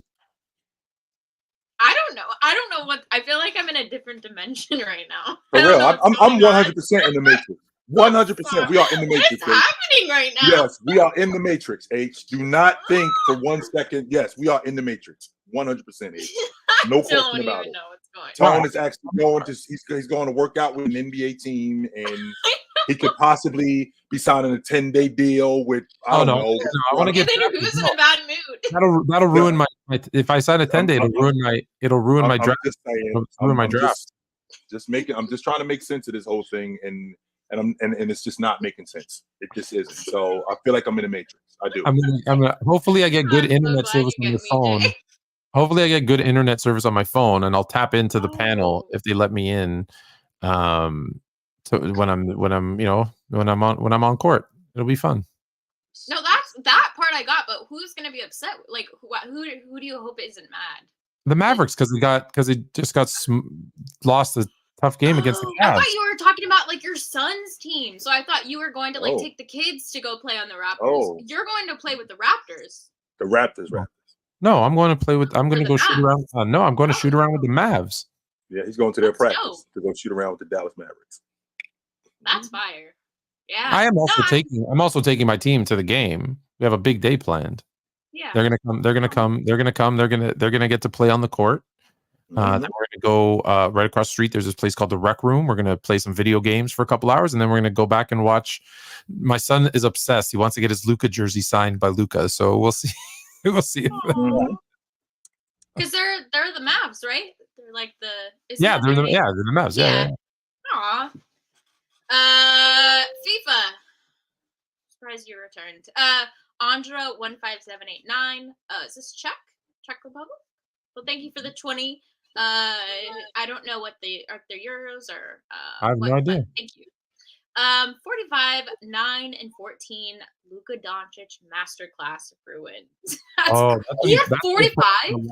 Damn. Wow. Luka is awesome. What can we say about Luka that hasn't already been said about him? He's a champion. Right? That's it. That's the only thing. Yeah. He's an MVP. Right. He's not been. He hasn't been there yet. Mm-hmm. He's an all first team defender. There's a lot of things I could say about Luka. Yeah. Right. It is. So over the last couple months, they've made some moves, obviously, at the trade deadline. But what's a missing piece for the Mavs? Because I don't think any of us have them going to the finals this season. And we could be wrong. Anything's possible in the West. But what's going on? Like, is it just that the Nuggets are so they kind of loom over the West right now, that anybody that matches up with them, especially Dallas, I think would have a really hard time against Denver. But yeah. What's the problem? You want to know what the problem is, H? This super chat right here. Why is he doing this much? He shouldn't have to do 45, 9, and 14 in order for us to win. He shouldn't have to do all of that. Why is he doing this much in order for us to win? Now, don't get me wrong. In terms of a talent, you already heard what I said in the beginning of the show. I think he's the best lead guard in the game. 100%, I believe that. I think he's the best lead guard in the game. He shouldn't have to do this much in order for this team to win. The fact that he dominates the ball as much as he does, the fact that he play makes as much as he does, the fact that he scores as much as he does, that offense needs to change. And the ball needs to be taken out of Luka's hands a little bit more, and these other guys need to be involved and do their jobs without having to rely on Luka as much as they do. 45, 19, and 45, 14, and 9, 38, 19, and 7. He shouldn't have to do as much as he's doing. James is a prime example of that. In 2009, James led the Cleveland Cavaliers in points, rebounds, assists, blocks, and steals. I shouldn't have to do that much in order for us to win. That shouldn't happen. And the same logic goes for Luka. And it's not the logic that he doesn't have help. He doesn't have help, because Kyrie Irving is fantastic. Tim Hardaway Jr. is one of the best long ball shooters in the game. This front line that they have with PJ Washington and Gafford, some of the best dirty work guys that I think this is the best front line in terms of dirty work guys that he's had. He shouldn't have to do this much in order for them to win, though. That's the problem. All right. So let me say, one, you mentioned Gafford, who I love, played 7 minutes. So there's something going on there if he's only playing 7 minutes. But the team shot 53% from the field, 43% from three. Like, what's missing? Why they're not winning? They're not playing defense, because although they shot 53% and 43, I think, they allowed Cleveland to shoot 53% from the field and 50% from three. Right. So this is a win, most times, but you gotta get a stop. You gotta get a stop. You can't have Max Strus, draining 5 threes and you can't have it. Like, I didn't see them all. I was looking back and forth between the show, but I didn't see them all. But I'm assuming hopefully someone tried to play some defense on him. But when you got your starting lineup, Washington goes 5 of 8, Lively goes 4 of 4, Kyrie goes 12 of 24, Luka goes 17 of 29, Green. Like, everybody's making their shots. They're all doing what they're supposed to do. Can't slow anybody down, though. Defense. It's defense, right? You can't slow anybody down. Luka shouldn't have to take 29, almost 30 shots in order for us to have a chance to win. For all the skill, athleticism, like everything, the bag that everybody seems to have in the positionless basketball, blah, blah, blah. If you can't get a stop, you're still not going to win. You have to play defense at some point in the game. And they didn't. And they didn't. Hornets 39. Hornets have 39 with 5 minutes left. If you want to come up, you have to make sure your camera's on if you want to talk about it. Just let them come up. Stop. Let's have your finger on the trigger in case you. Oh, he's gone. We got weeds out the weird ones. We've seen this movie before. Yeah, and they just dealt with it, didn't you guys? On the, or somebody, I think it's Open Gym. So I'm not taking. I gotta see. No, we've been down that road. We've been on that block before. We ain't going down that road again. No, turn your camera on. Just let us see your face. Let us know who you are exactly. But they always leave because they don't want to be shown. 84-39 with 4 minutes left in the third. That's actually embarrassing. 39. Yeah. Milwaukee smoking Charlotte right now, destroying them. Charlotte. I love Brandon Miller too. Just so you know, Charlotte, I've taken my name away because the New York Knicks are going to make the playoffs again. I am now available for the Charlotte Hornets to take over your GM role. I promise you this. I won't make the same deal as with the Knicks, but I will promise you this. Every year that I am the GM, with the exception of the first, we will be in the play-in every year. Minimum at the play. I like that. I like that a lot. Wait, chat, before I bring the super chat, I want you guys to drop who Fluent is in the NBA and drop who Jay is in the NBA. What are their NBA comparisons? Well, I just won a game for the Cavs apparently, because that's what I'm doing. I'm hitting 5 points a game. Hey, they might sign you though, since they're struggling so much. But you can't play defense, can you? The Hornets? The Hornets or the Cavs? The Mavs. The Mavs. Oh, yeah, I'd fit right in. Yeah. Yeah, you don't have to play Tone defense. sitting on the long ball line when Luka getting off the pill. I will say this. I've been playing. I know it's against old dudes, but I've been playing a little bit of defense lately. Been playing a little bit of defense, getting my quick hands in the passing lanes. Hence the term "little bit," H. Little, none. Which is not On one play. which is not what we need for the Dallas Mavericks. We need a lot, and that's not going to help us. I would lead them in. I would lead that team in steals.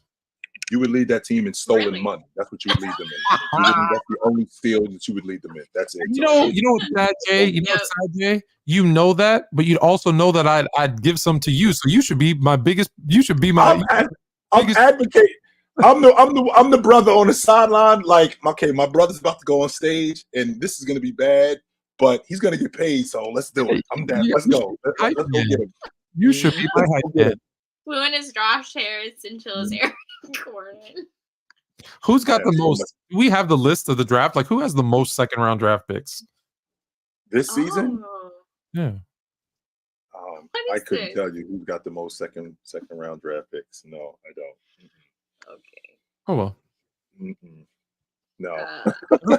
Today. And even if they did have a bunch of second round picks, no, they're not doing it. Come on. Why not? What? Steve Novak and him, James Johnson? Are you crazy?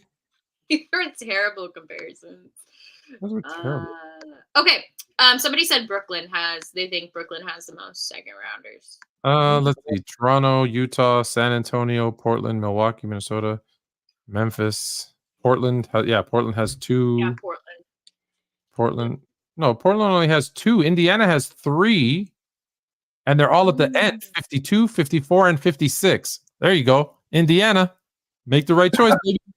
You know what that means, though, Tone. I don't know.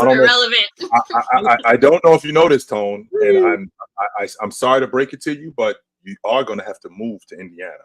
So we clear. Nah, I'll commute. You're not going to be able. Did you guys see on Twitter the kid who flies from like one side of Canada all the way to the other side of Canada to save money on rent because the flights like combined for like twice a week are cheaper. So you could do that. You could do that. What? Or you could live like. That's not crazy. So he lives on the other side of the country. Yes, and he flies like whatever 4 hours or I don't know how long that flight is. Check this out. Listen, Linda. Check this out. Yeah. What would you think if I told you the 2 biggest cities are Vancouver and Toronto, right? Right. I'm gonna you can pick any number you want. So the average, which means some are significantly higher, some are lower. So average. Mm-hmm. What do you think the average rent is for a 2-bedroom apartment in Vancouver and in Toronto?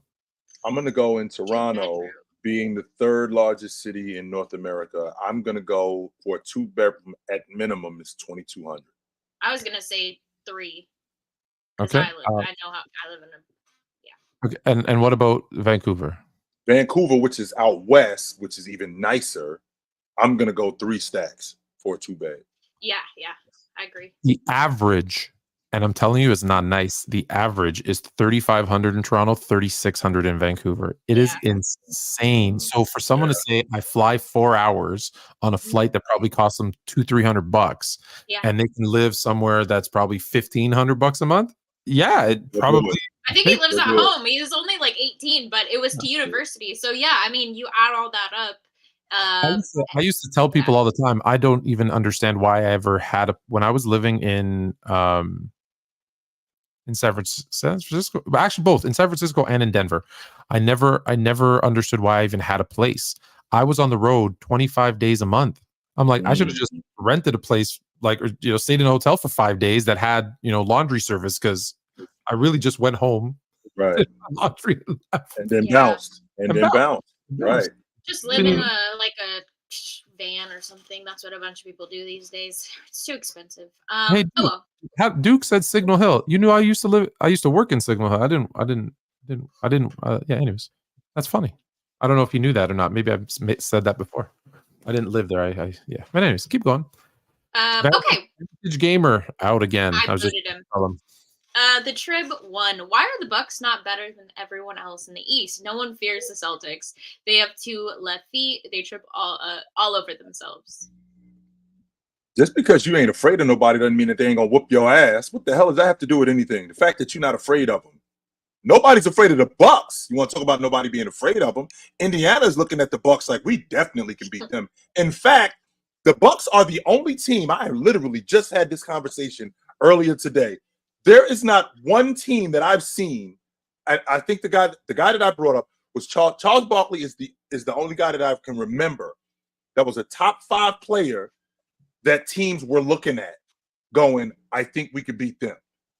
Up until him, I can't remember a team that had a top 5 player that other teams were looking at going, we can definitely beat them. We want them. Nobody is afraid of the Milwaukee Bucks as a unit. Nobody is afraid of them. Nobody is looking at the Milwaukee Bucks like, man, I don't know if we can beat them. Indiana is looking at them very much like that. Not only is Indiana looking at them like that, the New York Knicks will be looking at them like that. The Boston Celtics already know that they can beat them. So there's nobody that's looking at the Milwaukee Bucks. When you're talking about being feared, nobody fears the Milwaukee Bucks. So you could chill out with that logic. I'm good. I'll take address this, DJ. I'm going to take it. I want to take this a step further before you address that. There isn't a team in the East that anyone's afraid of, with the exception of, which is Miami. And the only reason they're scared of Miami is because they know Miami. It doesn't matter what they do in the regular season. Right. It doesn't matter. It's in the playoffs. Right. They can beat us regardless of who they are. That's probably the only team people are like, I don't want to play them in the first round because I don't know what they might get bounced in the first round, or they might go to the NBA final again. Every other team, I think Indiana thinks they can beat the Bucks. I think the Bucks thinks they can beat Indiana. I think the Celtics think they can beat the Bucks. I think the Bucks thinks they can beat the Celtics and the Knicks. I think everybody else thinks they have a shot. I think the only one they're even worried about is like, I don't know what the hell Miami's going to do. That's the only one I think they're like, I have no idea who they are, because they'll walk in on the 10th, right? They'll roll up on the 10th seed and then go to the NBA final. Like, we have no idea. That's the only one. That's the only one I think they're scared of because they're unknown. Not even because Is that not like a good thing? Because I feel like over the past, especially like 5 years, it's been like, okay, these 3 teams are the best in the East and they're going to come out, versus the West has been so scatterbrained, like maybe even more recent, like 4 or 3 years. But now it's kind of like, are we evening out here? Well, which one is it? Which one is it? This I hate this conversation for this reason. Yeah. In the 70s, everyone was like, the 70s sucked. There was a different champion every year. They were all garbage. They were all garbage. Really? Well, that's where we are today. And it's, oh, wow, there's so much skill. There's so much talent. There's so much parity. Yeah, I think it's a good thing. Is it the same thing? Yeah. It's the exact same thing, Tone. We've had a different champion over the last 5 years. Yeah, we don't have a dynasty going on right now. Right. Like, y'all don't respect the past. That's the problem. Mm-hmm. We've had a different champion over the last 5 years. With that defense that you bring up, drink more water, they've beaten the Milwaukee Bucks these many times. Just so you know. I actually, I'll tell you this though, because the reason I thought about it is because someone asked me about dynasties. I love dynasties. You're telling me football wasn't more fun when it was Cowboys 49ers every single year? It was good for the game. And H loves dynasties too, because she would love to see her Warriors back in the NBA Finals for the 3rd time in however many years. She would love to see that 100%. So unfortunately, I don't think that's going to happen. But we'll see. I mean, to say that dynasties aren't good for the game, they absolutely are, because it gives us a glimpse into what greatness is, and number 2, when they go away, everybody loves it. Like, they're finally gone. Yeah. Well, but that's the thing. They either become heroes that everyone just like the Bulls in the 90s. Say what you want, although there were some, but for the vast majority, with the exclusion of like Knicks fans, everyone became like a Bulls fan. Not me, but the majority of people became Bulls fans in the 90s because they were so good. And then there comes a point when it's like, okay, now who's going to beat them? I hate those guys. Who's going to knock, when is David going to take out Goliath? And it brings people together, first in fandom and then in kind of this, hey, let's knock them down. Right. And I think that's good when it's, it's funny. Everyone hated the Yankees, the evil empire. But guess what? Still do to this day. Everybody loved watching baseball when they were those guys. You know what I mean? Like, because it gives you something to be invested in, even if it is the hatred of that team. It's fun.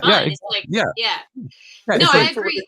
I love when I run into Minnesota Viking and Detroit Lions fans, because we don't hate each other that much, but like we must hate the Packers, right? Like we can all be band together for that hatred of the Packers. And it's You just brought it up, Toad. You absolutely just brought up something that I was about to talk about. I was not a Chicago Bulls fan like that.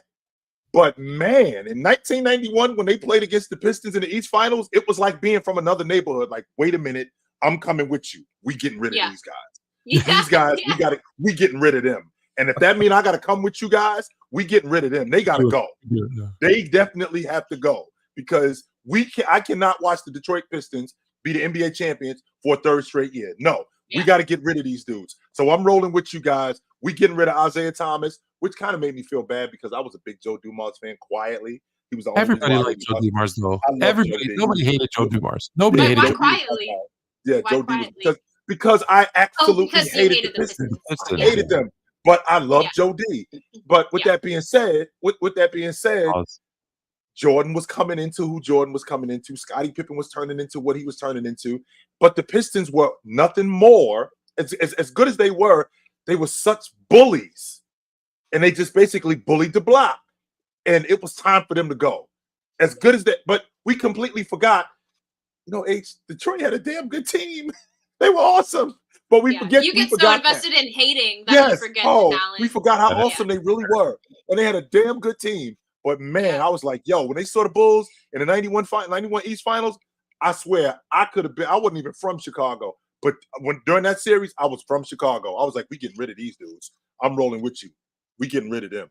You asked me if I had a rant, and you just reminded me of something when you said about when you brought up the Pistons. Because someone sent me a link on TikTok and was like, there was some dude bashing Jordan for being a crybaby and going to David Stern and getting him to put in the flagrant foul rule. That was because of Jordan? Jordan did go, it wasn't, but Jordan did go to David Stern and say, hey, these guys are out to hurt me. And I haven't posted it on TikTok yet, but I will. But if you'll indulge me for a second, I'll get your opinion, what you think. So Jordan did 100%. He did go to David Stern in 1989 and said, hey, these guys are trying to hurt me. But it wasn't like it wasn't true. They quite literally had the Jordan rules, which was when he drives the lane, you knock him on his ass and you try to hurt him. It was right there in the rules. Try to hurt him. So he wasn't saying that is there another player that had their name like the rules? Was there the Magic rules? Did you ever hear of the Bird rules, the Steph rules, the LeBron rules? We never heard of it. It was that one guy. He's the only one. Here's my problem though, when you say he's the reason they got the flagrant foul rule. Do you know that it was already in place? There was already a handshake deal to bring in the flagrant foul rule a year earlier in 1988. About that. I didn't know. You didn't know? Well, let me tell you why. Because I like to make you more fluent. So here's why. I knew this already, but go ahead. Yeah, I know you know it. You're a historian, dude. In 1988, do you know what the deal was throughout the 80s for the TV deal for basketball? It was with CBS for $1.5 million. Peanuts. Nothing. Now, why was it so low? Because in the 70s and early 80s, there was a lot of fights. Why was there a lot of fights? Well, because there was a lot of hard fouls. And when you hard foul someone, you get up and you punch them in the face, as you should. And so that was part of the tape delay thing. Two reasons for tape delay. One, they didn't want to show live fights on the air. And two, their primetime shows were getting more viewers. So it was 1.5 million. In 1988, NBC said, hey, your game's gotten significantly better, right? With Bird, with Magic, with Barkley, with Olajuwon, with Jordan, right? Like people are watching this now. Who's this Jordan guy? Who's this Jordan guy? They like him. So they said, we're going to offer you a certain dollar amount, but you got to clean up the game a little bit. Well, how can they do that? Well, if they, in their mind, whether this is true or not, in their mind, they thought flagrant fouls led to fights. So how do you eliminate fights? Eliminate flagrant fouls. So NBC said, hey, if you eliminate those, we're going to put you in prime time, no tape delay, and you're going to make a ton of money. You know how much money they got paid? From $1.5 billion, you know what the next contract was? Probably double, at least. 600 million. Oh. It went from 1.5 to 600 million, and all you had to do was add in a flagrant foul rule? Yep. Sign me up. Guys are getting thrown out of games. Guys are now getting thrown out of games. In addition to getting suspended, they're losing money. Well, now I can't do this as much. I can't close by the guy. I can't hard foul a guy because I can miss a paycheck. So now I can't do that anymore. So now I got to chill out on that. Yeah. And coincidentally, who is that helping? That's helping Jordan. That's helping the Bulls. And no one's saying that it didn't. Because of the Pistons. Yes. It helped, but it wasn't like it was done for him. It was done. No, it wasn't. No. It was just the timeline happened to align. But then let me ask: do you think is that something? It was done for what matters, which is money. Because let's be real. The year before the flagrant foul rule, the Bulls actually should have beat the Pistons. They took them to Game 7. Pippen had his headache and went like 1 of 10 for 2 points, 1 rebound, 1 assist, and that was the difference in the game. And then other stuff happened and whatever. But that's why I just say it's like, yes, he whined and complained. No argument, 100%. But it was true. They were trying to hurt him. But they didn't do it for him. They did it for the money, as any one of us would. Not Jay. Jay doesn't care about hundreds of millions of dollars. No sellout. I do. Yes, I do. That's not true. Yes, I do. But if I'm moving weight with you, nah, I ain't doing that. I'm already in it. No, that's crazy. I honestly didn't know when. Yeah. I hadn't even thought about the flagrant foul rule, but that makes sense. And like, I'm sure people use that in their arguments of why maybe Jordan is better or worse or whatever. The Jordan LeBron. That's a new one. I had a new angle I hadn't heard from. But no, I actually had a wait. Hold on. I think we had one more super chat. I don't want to forget. The Trib one. Give Luka, Drew, Derek White, Kristaps, and Jaylen Brown. I don't think he'd hold the ball as much. If they could get Mikal Bridges, they'd be sick. Well, I think the difference with Luka not being able to hold the ball as much as if he had those dudes, they built that offense around Luka, though, for his skill set. It's not like they build an offense where Luka just holds on to the ball. No, they building that offense around who Luka is. Luka is a guy who's a primary ball handler. He's ball dominant. And they building that where you got Tim Hardaway. You got guys who shoot the basketball, where he's creating shots for those guys. Now he's got Kyrie Irving, where he can actually play off the basketball a little bit, which he did at the end of the game against Cleveland, where he can give him the ball and I don't have to do that much. It should just be a little bit more of that, as opposed to what it is now, where he's going 45, 14, and 9. He shouldn't have to do that much. He just shouldn't.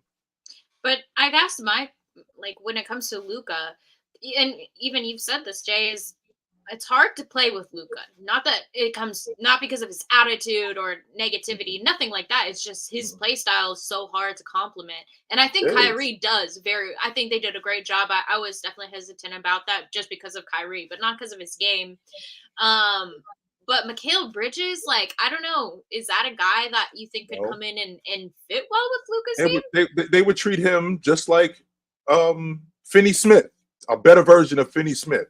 A guy who plays off the ball, a D&3 guy, which is what Mikal Bridges is. Brooklyn tried to turn him into a number 1 option, which he clearly is not. So he would be playing off Luka, and he would just be more of a D&3 guy. But that's not to say that Luka isn't productive. It's just that, you shouldn't have to do this much. That's all. Yeah. You just shouldn't have to do as much as you're doing in order for us to win. You shouldn't have to do that. And the wear and tear on his body is you're gonna run him in the ground. Yeah, you're gonna run him in the ground. How long does he? FIFA. How you might know how many more years he has on his contract, but is this gonna just deter him from wanting to stay with the Mavs? But the thing is, I don't think it's a situation where the Mavs aren't trying to put pieces around him. They're just trying to put the pieces around him that mesh with his game. It's Luka's game. It's not I don't think it's Dallas, where if Dallas ends up getting him a legit number 2, how much more do you need from a guy like Kyrie Irving? Kyrie Irving is the consummate number 2, a guy who can play off the basketball and be awesome. But Luka is still doing what Luka is doing, which means that if you got him Anthony Davis, if you got him somebody like Anthony Edwards, he'd still be doing what he's doing because that's Luka's game. Yeah. That's why it's difficult to play with him, not because Luka's got a terrible attitude and not because Luka is just this prima donna. No, that's not the problem. The problem is that Luka's game, if you are a long ball shooter or if you're a guy who doesn't need the basketball, your game is conducive with Luka. If it's not, then it's going to be difficult because he shouldn't have to do as much as he's doing in order for them to win games. He shouldn't have to do that. Yeah, I agree. And maybe Fluent can give us the inside details when he plays against him tomorrow. Yeah, absolutely. So yeah. I'm gonna get a little video of me putting that boy on skates. I love it. I can't wait to see it. Just a last thought. If you guys have any last super chats, you can send them in because we got about 5 more minutes. But when we were talking about the dynasty thing, Jay, and I actually was listening to JJ Redick. He had a podcast come out, and he said, I think the Warriors are going to be the last dynasty that we see because of just how the league has changed and how I don't know if it's, I mean, maybe you can tell me, is it harder to have consecutive seasons because there is so much talent? The league is so talently rich right now. Or do you disagree with him thinking like, oh, maybe a team like Denver can come up or OKC can come up? Like, why do you think he thought that the Warriors would be the last dynasty we'd see? Well, two things. In order to have a dynasty, you have to get lucky. Tone and I had this conversation. Why were they able to hold on to Scottie Pippen for as long as they did? Well, he signed that deal in 1991 where the money that he was getting, it was front-loaded. And because the contract was front-loaded, the back of that contract, he wasn't really getting paid that much. Fast forward to the Golden State Warriors. They got Steph on a cheap. Why? Because Steph, the logic on him was he was injury-prone. We didn't know who Draymond was, so you got him on the cheap. Klay Thompson, you got him on the cheap. A lot of these guys you got on the cheap. Now we're in an era where we don't have any specific team, right? We got a bunch of different teams, and we do have parity. I do think that we're going to see another dynasty. I just don't think we're going to see it in this era. I think that we're in the era of parity, like we were in the 70s. I think we're going to move forward I think we're going to move forward in the next generation where we're going to have another generational player who's going to carry the league like Magic did, like Bird did, and then we're going to move forward from there. But I think that where we are right now, I think this is the most parity that we've had in the league in a long time, and I think that this is what this era is going to be. And it's largely due to how much money these guys are making. So it's hard to hold on to guys. It's like hard Jaylen to Brown hold on contract. Right. It's hard to hold up. But the good thing about Jaylen Brown, same thing with Jason Tatum. That's why they came up with the bird rights, because we can actually go over the salary cap in order to hold on to our players. But these guys are making so much money. Not only are they making so much money, they end up outgrowing places. For example, James would have stayed in Cleveland. He just outgrew Cleveland. Shaq outgrew Orlando. I think ultimately, Anthony Edwards is going to outgrow Minnesota. Not because Minnesota is whack. I just think he's just going to become a bigger deal than what Minnesota is. And I think that's going to ultimately have him leave there. Not because he doesn't want to stay there, but because I just think he's going to outgrow there. So there's a lot of factors that come in when it comes to a dynasty. One of them, more importantly, is luck and having to pay guys.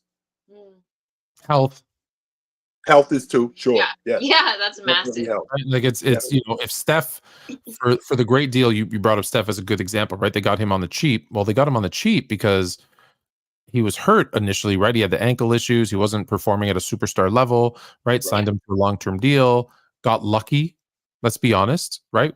Dre was a second-round draft pick, right? Like you get a guy like that in the second round, you're and then the pieces around him, people buying into the roles. Steph not being a guy that when he did become a superstar, he didn't have this massive ego and said, I'm not going to play with anybody else. No, he was a team. They brought in Kevin Durant and he said, hey, you be that guy. No problem. You know what I mean? Like they were so, and it trickled down to everybody else on the team. They were so accommodating for people.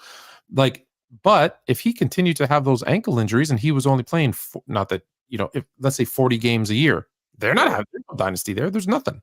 And that's, and that's what people I think underestimate or don't understand, right? Is that you keep players together that if they're good and they win, you understand how to win. Rudy T, right? Never underestimate the heart of a champion. It's when you learn what it takes. It's not that it's easier to do, but you do understand what it takes. So, again, if you're healthy and you're all there and they can afford you, let's be honest, what has broken up more dynasties? Money. Ego. And number 2 is that ego, and number 3 is health, right? The Bulls should have won 4 in a row. In 1999, a shortened season, that's perfect. They could have won it again. They could have won it again. Fluent, why were you beefing about teachers in TikTok? FIFA keeps asking.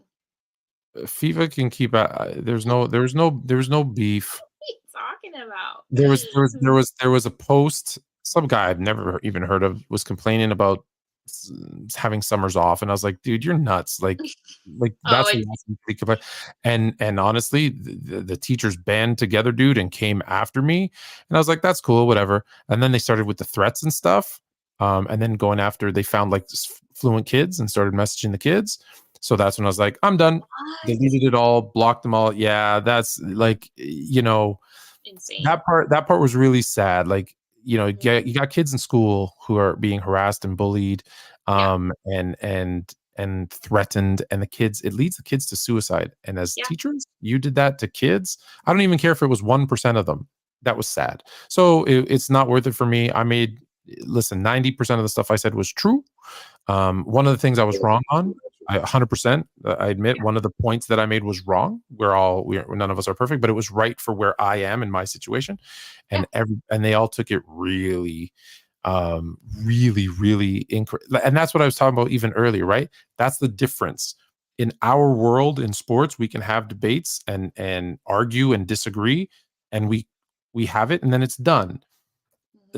Most people in the world don't know how to let it go. Like, to this day, it was last week. To this day, there's still people messaging me, "Oh, you're that guy. I hate you. I want you dead." And it's just like, all right, you don't respect teachers. You should die. I think that's a stretch. So my girlfriend, I lived in. By the way, I love teachers. I teach 2 days a week, as you know, at my kid's school. My sister-in-law is a teacher. A lot of stuff but people don't care. They don't want to know your story. No, they just want to have their opinion. They say, how can you disrespect teachers? You've never been one. You don't know anything. I only make $30,000 a year and I'm in poverty. And I'm like, okay, that's your experience. So I can't speak to mine. Why is your experience more important than mine? So again, even now, mentality. It's not even worth it for me. So it's goodbye. Sorry that I was wrong about one of the things. Have a nice day. Jay, go ahead. No, we're good. Okay. We're good. Yeah, well, let us know, Fluent. You got an army over here with us, so if you need us. No, I'm good. we'll go find those people. Like anything else, there'll be a new villain in about 5 minutes. All right, guys. Well, appreciate all of you for tuning in tonight. It was a great show. Please get those likes up, share the video. I'm sure we'll have some clips out this week as well, so share those so we can have more people watching Fluent and Chill. But we're gonna sign off, and we'll see you next Tuesday. Jay, take it light, but take it.